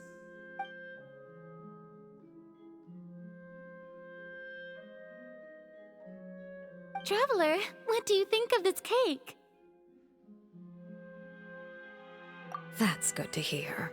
So what Child said was on the mark after all. You do share a taste in desserts with Farina and I.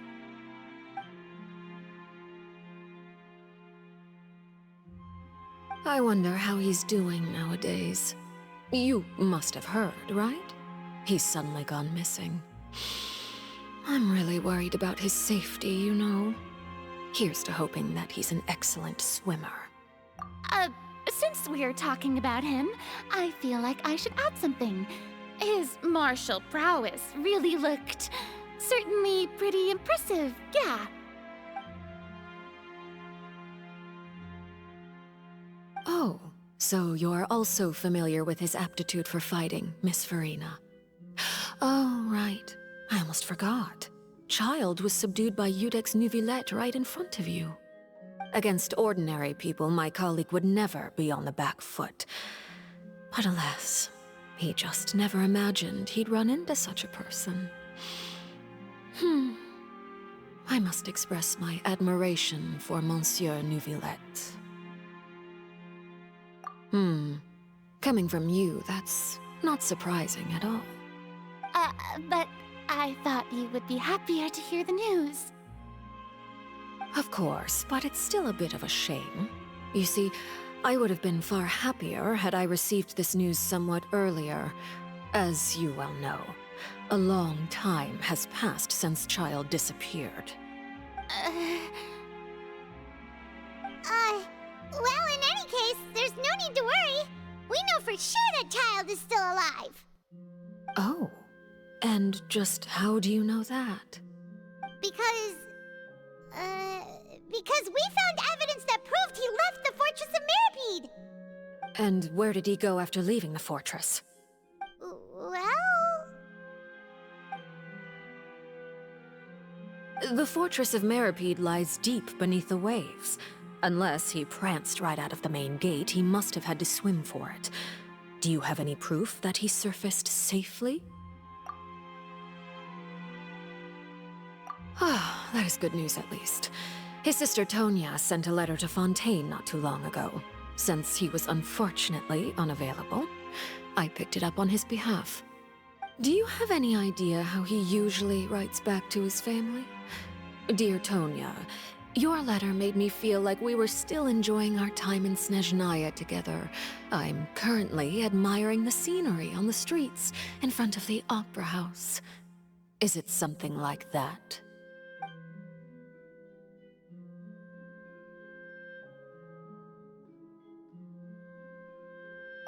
All letters tend to follow the same few formats anyway, right? As long as the contents are accurate, it doesn't matter so much how it's written or how it's worded.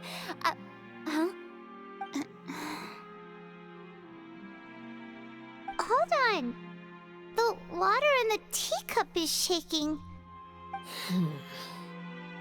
I suppose this is also a sign of things to come, Miss Farina. I don't quite understand what you're trying to say. Have we entered into the next stage of the prophecy?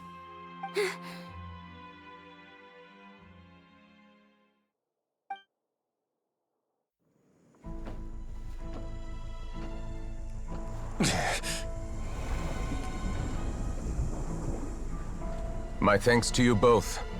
I will take it from here.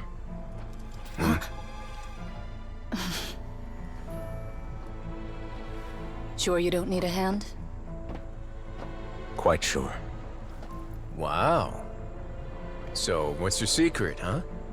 Let me guess. Nah, who knows? Maybe it's just your sense of responsibility. Sounds about right.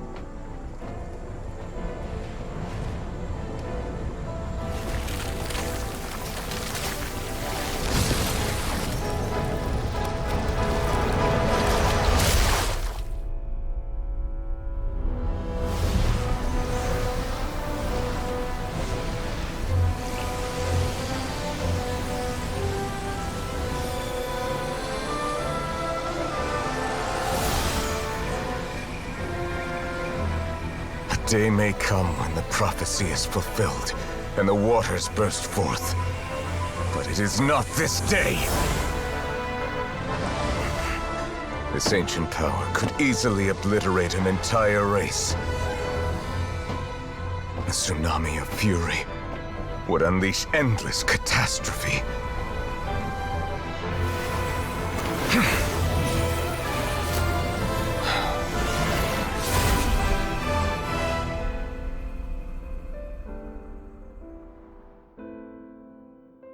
This sentence is too severe. Forgive me for overruling it.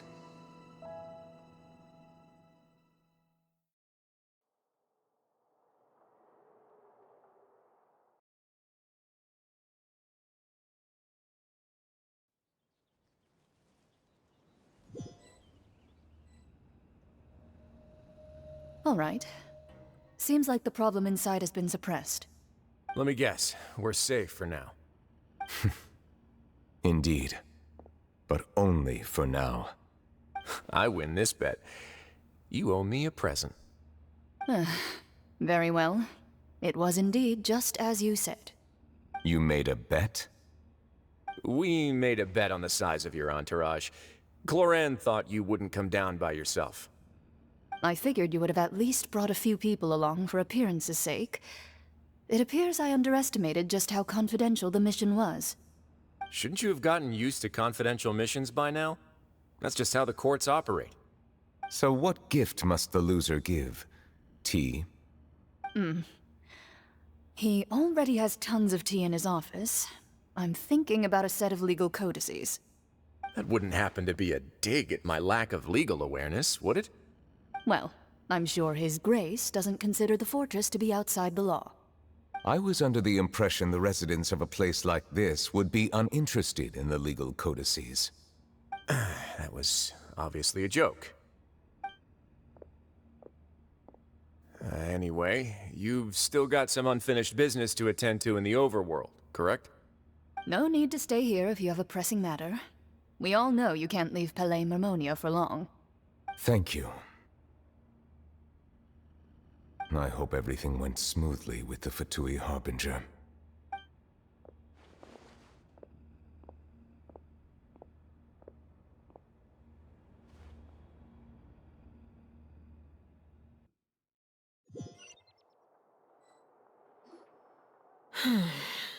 I must say, we've spent long enough playing house.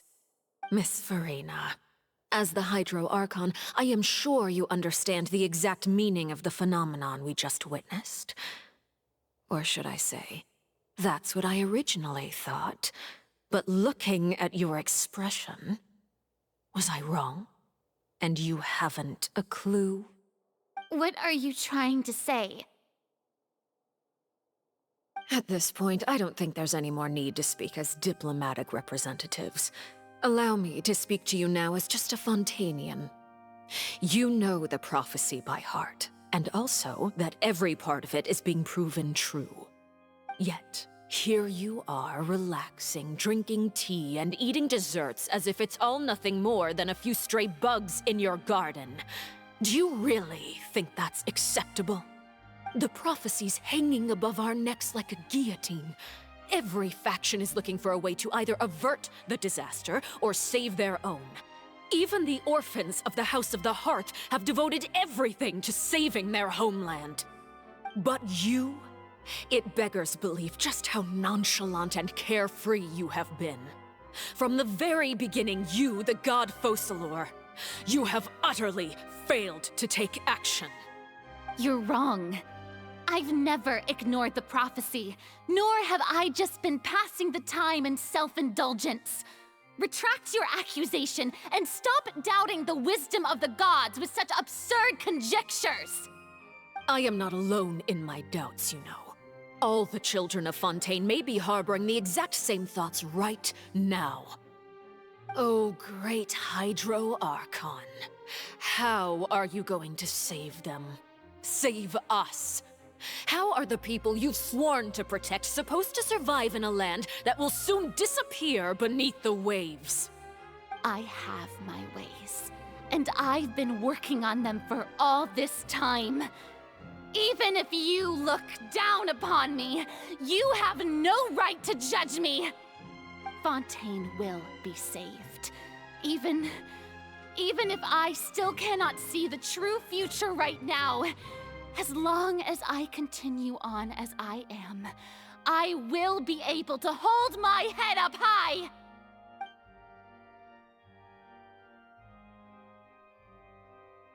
Then I ask you, Miss Farina, just what have you been working on? Where can we see it, and what is it doing to help?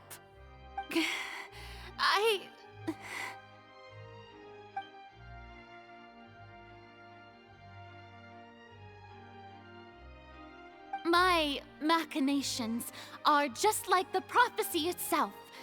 They will only reveal themselves at the fated time. It is just that beings like yourselves are unable to perceive them as of yet. I see. As a god, the proof of your labor always lies beyond prying mortal eyes. Allow me to be so bold as to ask another way. Would it be possible for you to tell us the parts of your plan that are not confidential? Such as your emergency response plan for the impending disaster? An emergency response plan? Oh, that look in your eyes. Have you not even prepared one of those? The emergency response plan is also strictly confidential. Then allow me to jog your memory. Miss Farina, what is the purpose of your Oratrice Mécanique d'Analyse Cardinal? And what do you plan to do with the massive amounts of indemnitium that has accumulated over the years? The Oratrice? It's just like it appears to be. So you also have no idea. If I'm not mistaken, someone's using it to prepare for something. But unfortunately, it would seem that someone is not you, Miss Farina. I first caught wind of this when Linny tried to investigate the Oratrice in the Opera House. You see, even just getting close to the core contaminated him with an extremely large amount of indemnitium. But even if that had nothing to do with you, then what could you possibly be working on, oh great Hydro Archon? Oh, right. I almost forgot. Udex Neuvillette is not at the tea party with us today. Miss Farina, I suppose you must have ordered him away to take care of some troublesome business. Yes, that's exactly right. Please keep it a secret for me. Of course I will. Although, I must say, Miss Farina, you seem quite insecure without the Udex by your side. Oh, very well. Let's stop that conversation here. There are still a few slices of cake left, so please, help yourselves, everyone.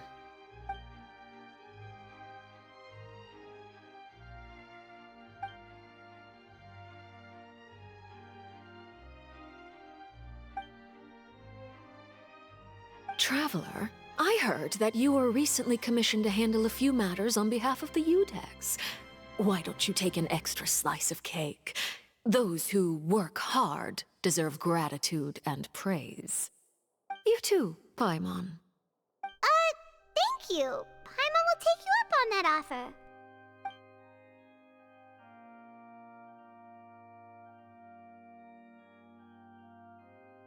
Oh, Paimon's super full. That cake was great. If it's on my tea table, it must be of the highest quality.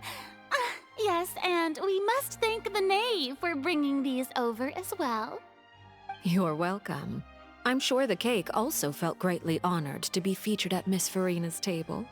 And I was merely catering to Miss Farina's tastes, seeking a chance to chat over tea. It is getting late. Why don't we call it a day? There are still a few matters that I need to take care of, so I must take my leave now. Very well. We'll end it here. Mind seeing me off, Traveler? We could use the opportunity to discuss Child before I must be on my way. Paimon's coming too!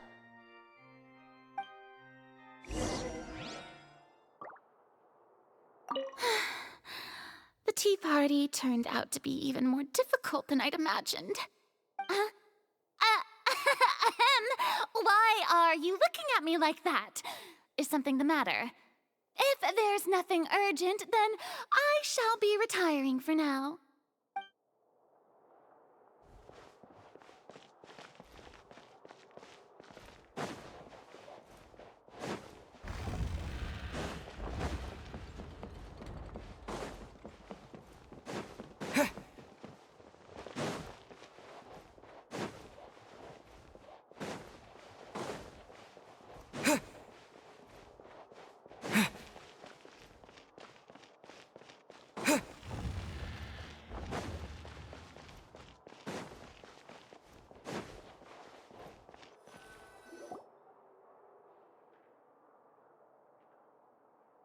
I'm glad that you were willing to come with me.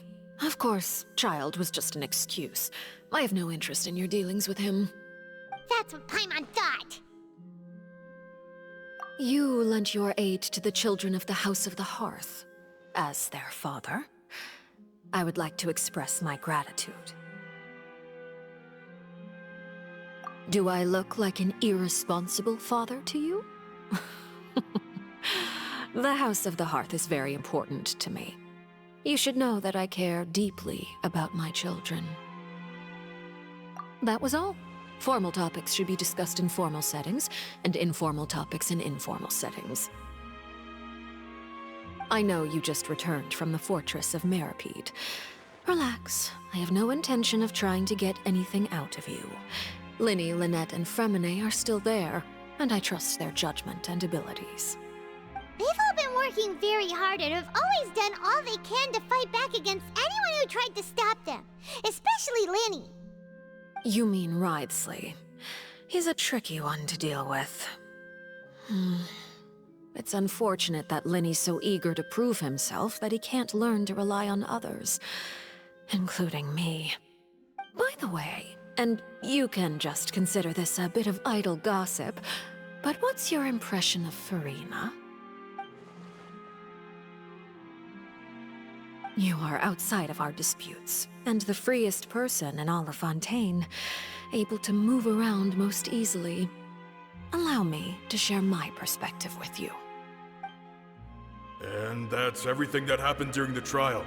Master Child was declared guilty and immediately transported to the Fortress of Meripede. Didn't he say he was coming here on vacation? Does he not feel an ounce of shame for all the trouble he has caused?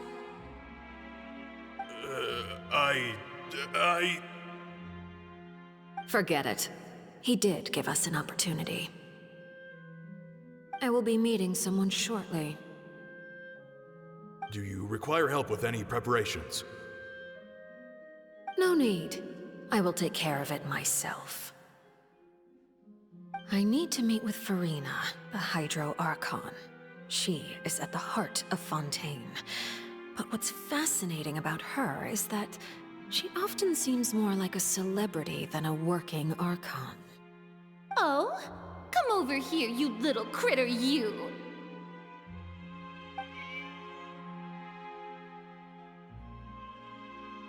You dare to run from me? Stop right this instant! My goal is just to discover the location of the Gnosis. But I didn't expect the chance to approach Furina to be handed to me on a silver platter. This is so easy, it's actually making me a bit suspicious. Anything left unguarded is usually just bait. But no one will blame someone for taking the bait. After all, from the moment it was attached to the hook, the bait is meant to be sacrificed. It's just as I guessed in the second before I struck. The Hydronosis is not currently held by the Archon. In fact, this Archon doesn't seem like a god at all. And I sense that she's under some kind of curse. Who are you? And what are you trying to do? Please don't kill me! I'm begging you, please! The fear in her pupils is genuine, so perhaps she's not bait after all. Either way, targeting her has lost all meaning. I left the scene with ease. Nobody came looking for me, and nobody could serve as a witness to my near assassination of Focalor. I suspect even Furina dares not mention this incident to anyone. Not long after, my informants confirmed what I had guessed. After returning to her quarters, Furina quietly cried alone. She was so scared that she could not sleep that night, nor could she even bring herself to eat her cake. There's no doubt that there's something wrong with her. I began to entertain the possibility that she is not the true Hydro Archon. Perhaps Eudex Neuvillette is actually the genuine article. I have to find the Gnosis. If the Neuvillette hypothesis is correct, he is probably in possession of it. Alternatively, It might have been hidden in a place that's hard for ordinary people to access. Yes, Father. My dear children, please speak. News from the fortress of Meripede. Master Child has gone missing. On top of that, the contacts and guards we bribed at the fortress have all gone quiet as well. Probably the handiwork of that Wriothesley. I'm afraid so. This is a good opportunity. The value of a harbinger is much higher than most would imagine. We now have an excuse to exert diplomatic pressure on the Fontaine authorities. Set up a meeting for me. I would like to meet the Hydro Archon and Iudex Neuvillette. Oh, and I have an additional mission for you three. Yes, Father. Tartaglia's disappearance was not a part of my plan, but I can use it to make a breakthrough. With this as my excuse, I can ask for an official audience and continue my investigation of Farina and Iudex Neuvillette. The initiative belongs to the House of the Hearth. My wish to investigate the fortress of Meripede will be a front. Linny and his group will be responsible for the actual intelligence gathering.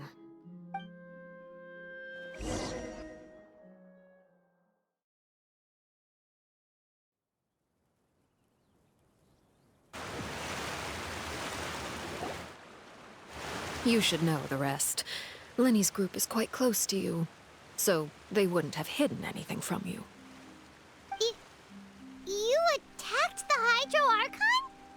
It wouldn't mean anything, even if you shouted it from the rooftops. After all, even Farina herself is still pretending that nothing of that sort ever happened. Alright then. I've now had 2 chances to enjoy tea with Farina. I have to say, the leadership of Fontaine is even more inscrutable than I had imagined. I once surmised that Iudex Neuvillette must be the Hydro Archon, but now, that doesn't seem right to me either. I am a servant of Her Majesty the Tsaritsa. Over my years of service, I've learned how a real Archon conducts and carries themselves. Whether Iudex Neuvillette or Farina, neither fits the bill. It's hard to imagine either of them as the Archon. Of course, that is all just how I feel. Gut feelings often do not require justification. It is, however, quite amusing to me that after all my years working in intelligence gathering, I've come to realize I am at a complete loss regarding the identity of the god of the land of my birth. Don't you think Fontaine is quite intriguing? A catastrophe looms, yet many secrets have yet to rise to the surface. It looks like Fontainians will have no choice but to save themselves. Ultimately, though, one must survive in order to do anything else. Should the need arise, I would be happy to cooperate with you.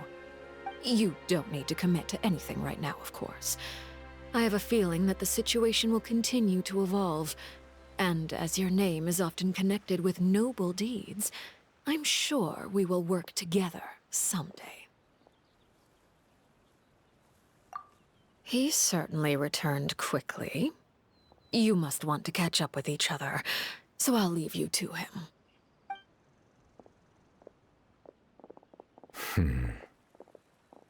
Neuvillette, is it over? For now, yes. But this issue will prove quite thorny in the long term.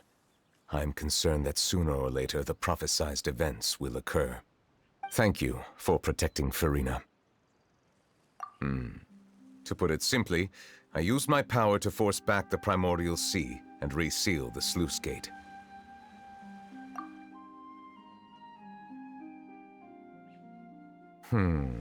So as expected, the knave has turned up the pressure on Farina. She's trying to feel her out, though I'm still unsure as to her motives. Permission granted.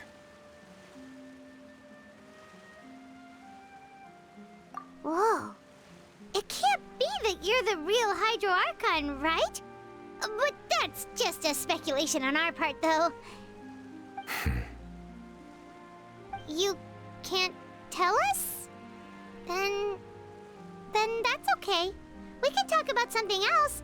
We won't try to force you. You guys in Fontaine are super strange. If by the phrase, you guys, you are referring to Farina and I, then although I'm not sure just what you are trying to imply, I must clarify that I do not share her positions on a multitude of topics.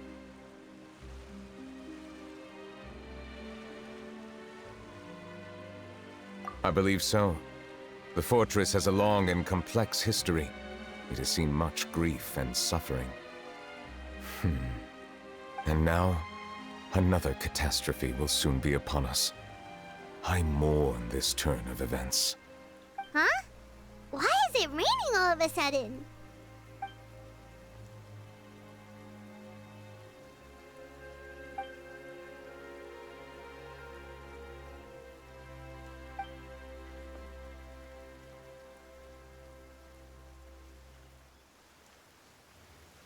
You may be closer to the truth than you think. Oh? And what are you thinking? The dragon of... what? Huh? Please do not be so surprised. Farina?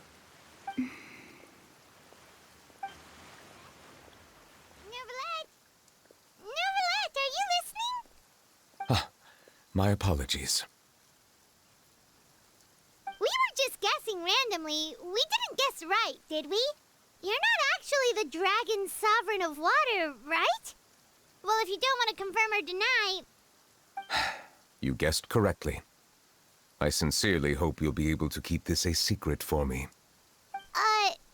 Right, of course. We'll definitely help you keep it a secret.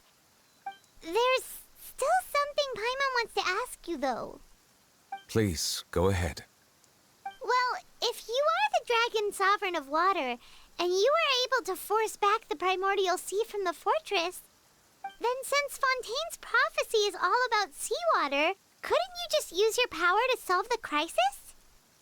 None of the currently living dragon sovereigns in the world, myself included, possess our full dragonhood. They say that when the first usurper arrived on Tivat, they seized a part of the dragon's power. Today, that stolen power is the basis of the Archon's authorities. There are 7 elemental archons and 7 matching dragon sovereigns. The dragon sovereign of water who lived through that era perished a long time ago. As their successor, I know far less of that part of our ancient history. In any case, I believe I will not be able to do much unless the Archon disappears and returns their elemental authority to me. Given the status quo, however, I would recommend finding another way to deal with the prophecy. Oh, so even you can't solve it. I still have some urgent matters to attend to at my office. If you have any more questions regarding ancient history, you are welcome to discuss them with me at a later time. Please go right ahead. There's a place that Paimon wants to go too. Traveler, why don't we pay another visit to the Fortress of Meripede? Paimon is a little worried. We'll see you another time. Take care.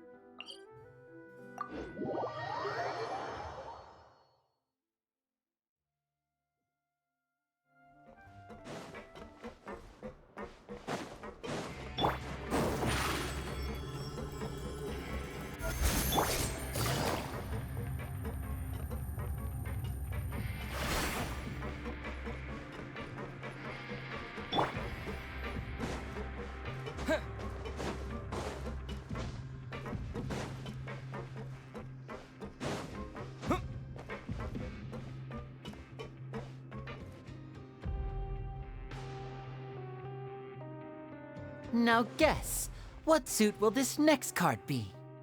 A bare-teeth cat? Well, well, look who it is. Traveler, Paimon. Hello, everyone. Looks like you're recovering nicely from it, eh? Mm-hmm. Thanks to everyone's support. Oh, right. I managed to work up the courage to thank Miss Clorand in person. Whoa, how did she react? She told me that it was nothing. It was as if saving a life wasn't a big deal to her at all. She also told me not to worry about it. She didn't want to stress you out, that's all. She's right, and it's best not to dwell on it. Yeah. Okay, but check this out. We went back to the opera house and we met the knave. You met Father? Did she say anything to you? She said a few things that were, a bit hard to understand. And also that she's looking forward to working with us in the future. Her attitude towards you is even better than what we'd imagined. That's fantastic. You should believe her. She has her own way of doing things, and she'll do everything in her power to help those she considers close, which now might also include you. Mm-hmm. Father is very capable, and also trustworthy. Oh, Paimon just remembered that she thought Lenny was a bit too proud as well. She said that you should learn how to rely on others sometimes. Got it. Huh. That does sound like something that Father would say. Hey! Are you going to stay here for the next few days? Looks like it, yeah. Excellent. I will host a tea party. For real? Then Paimon wants another serving of cake. Another implies that you were already served some delicious cake while you were up there. How lovely. Well, next time, you're going to have tea and snacks with us.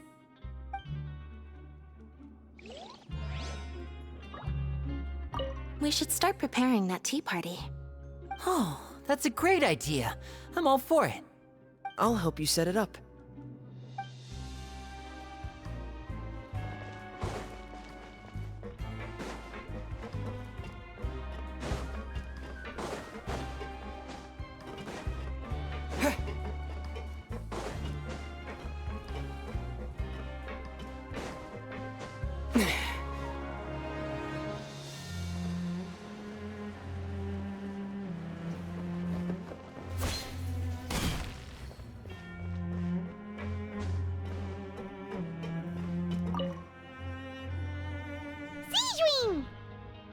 Traveler, Paimon, you're back! Are you still doing alright? Did either of you get hurt? We're fine, but what about you guys? It was such a huge mess. How bad was it? A few people sustained superficial injuries, but that's about the extent of the damage. Monsieur Nervulette paid us a visit. It was all thanks to him that we managed to suppress the crisis for the time being. Of course, we must also thank you for the help you provided. How did Nervulette know that he was needed here? Well, Monsieur Nervulette has strong resonance with the hydro element. When the water level rises, he can feel the waves produced. I ran into the bombshell bros while bandaging the injuries of the wounded. They were mumbling the whole time about how you just ran down without a word. I'm so relieved to see that you're both all right. If you're not too pressed for time, please stay with us a few more days. Just let me know if you get a craving for any particular dish, so I can have Mr. Walsey get your meals prepared. Oh, and please feel free to visit the infirmary for a break at any time. I'd like to take the opportunity to spend some more time observing your facial muscles as well. Your happy smiles are quite contagious, you know. They're so memorable, and I've missed them immensely while you were gone. If you can find the time, please stay at the fortress for just a while longer.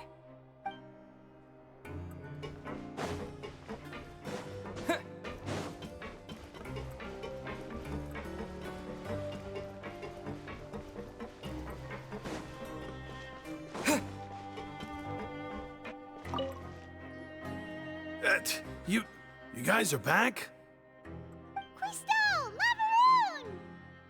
You guys didn't get caught and thrown back down here, right? Huh? No, not at all. And here I thought you'd managed to escape from jail during all the commotion. I'd held you up as legendary jailbreakers, but now you're telling me you just never left?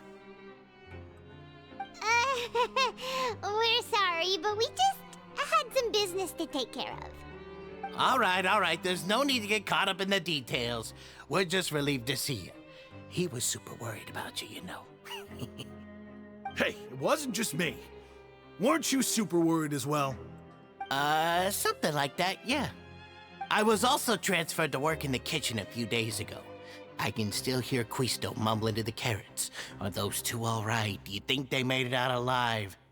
Whenever he'd say that, I'd tell him I'm sure they're fine. Wherever they are, they're kicking back with drinks in hand, enjoying the lovely scenery.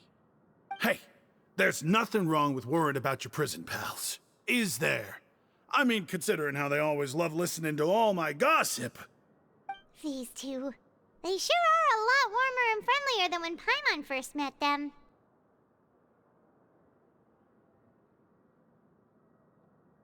Oh, well, if you say so. I'll be watching you to make sure you finish every last bite.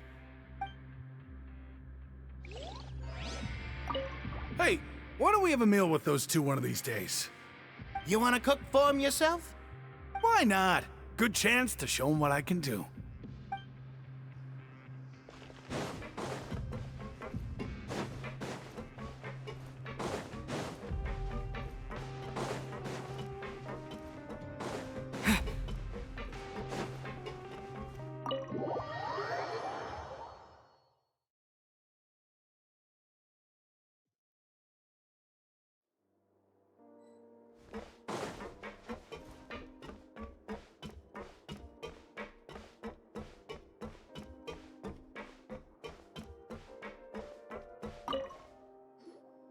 Courier, Miss Sijween told me you still haven't eaten.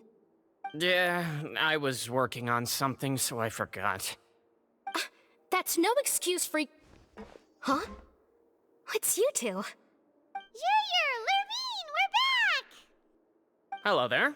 It's been quite the mess here recently. How have you been? And you? Are you still taking the secret passageway from the infirmary to work on the ship? Yep. That is still top secret, though, so don't say a word to anyone. It can be a bit annoying when there are lots of people in the infirmary, but I still prefer taking that route over the one from the Duke's office. I mean, the infirmary does make it easier for you to slack off. Oh yeah? Then why are you also here so much? You two really are just using your jobs as a cover for your relationship, aren't you?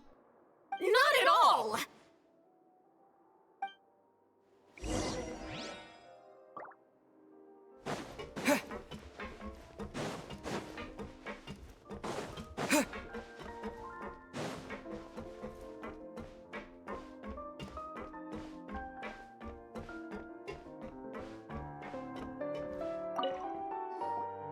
Do my eyes deceive me, or did I just see two inmates come back after making it to the surface? Some strange winds blowing of late. We wanted to see how the fortress is doing. Is everything still all right? We're fine, for the most part. Neuvillette came down and took care of the worst of it. If that's the case, why don't you just ask him to stay here? Oh, yeah, what a brilliant plan. Let's go convince the Eudex himself to exchange the courts of Fontaine for a puddle of water in the middle of nowhere. He came here in a hurry and left without even stopping for a cup of tea. He did remember to take Miss Sijween's gift with him, though. He sure sounds super busy. Miss Clorand has left as well. She also took her gift from Miss Sijween. Were the gifts milkshakes? Neuvillette got the milkshake. Clorand received lipstick instead. Those aren't even remotely alike. Well, it's Neuvillette's own fault for making Sijween worried about his health by working so much. But besides that, our head nurse is still pretty fond of picking out beauty products for the ladies. Oh, and I have some gifts here for you as well. Are these from Sijween too? Nope, they're from yours truly. You've already wrapped up your work at the fortress, so you can return to the surface at any time. You haven't yet served your full prison term, however, so you may continue to use your cell until your term is up. For real? Then we could stay here for a really long time? You may access the cafeteria for free. Hooray! Just remember to come complete your paperwork once it's time for your release.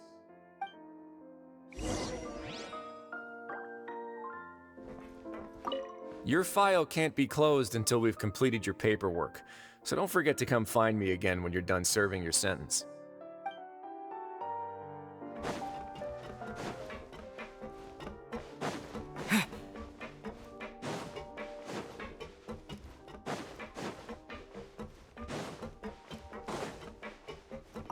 Courier, the rumors about us are literally everywhere now.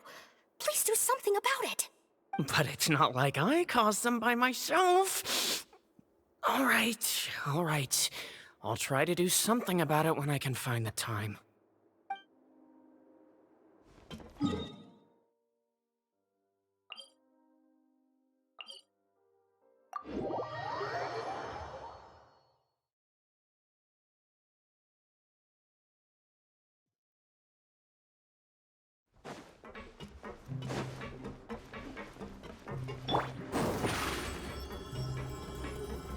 Over here!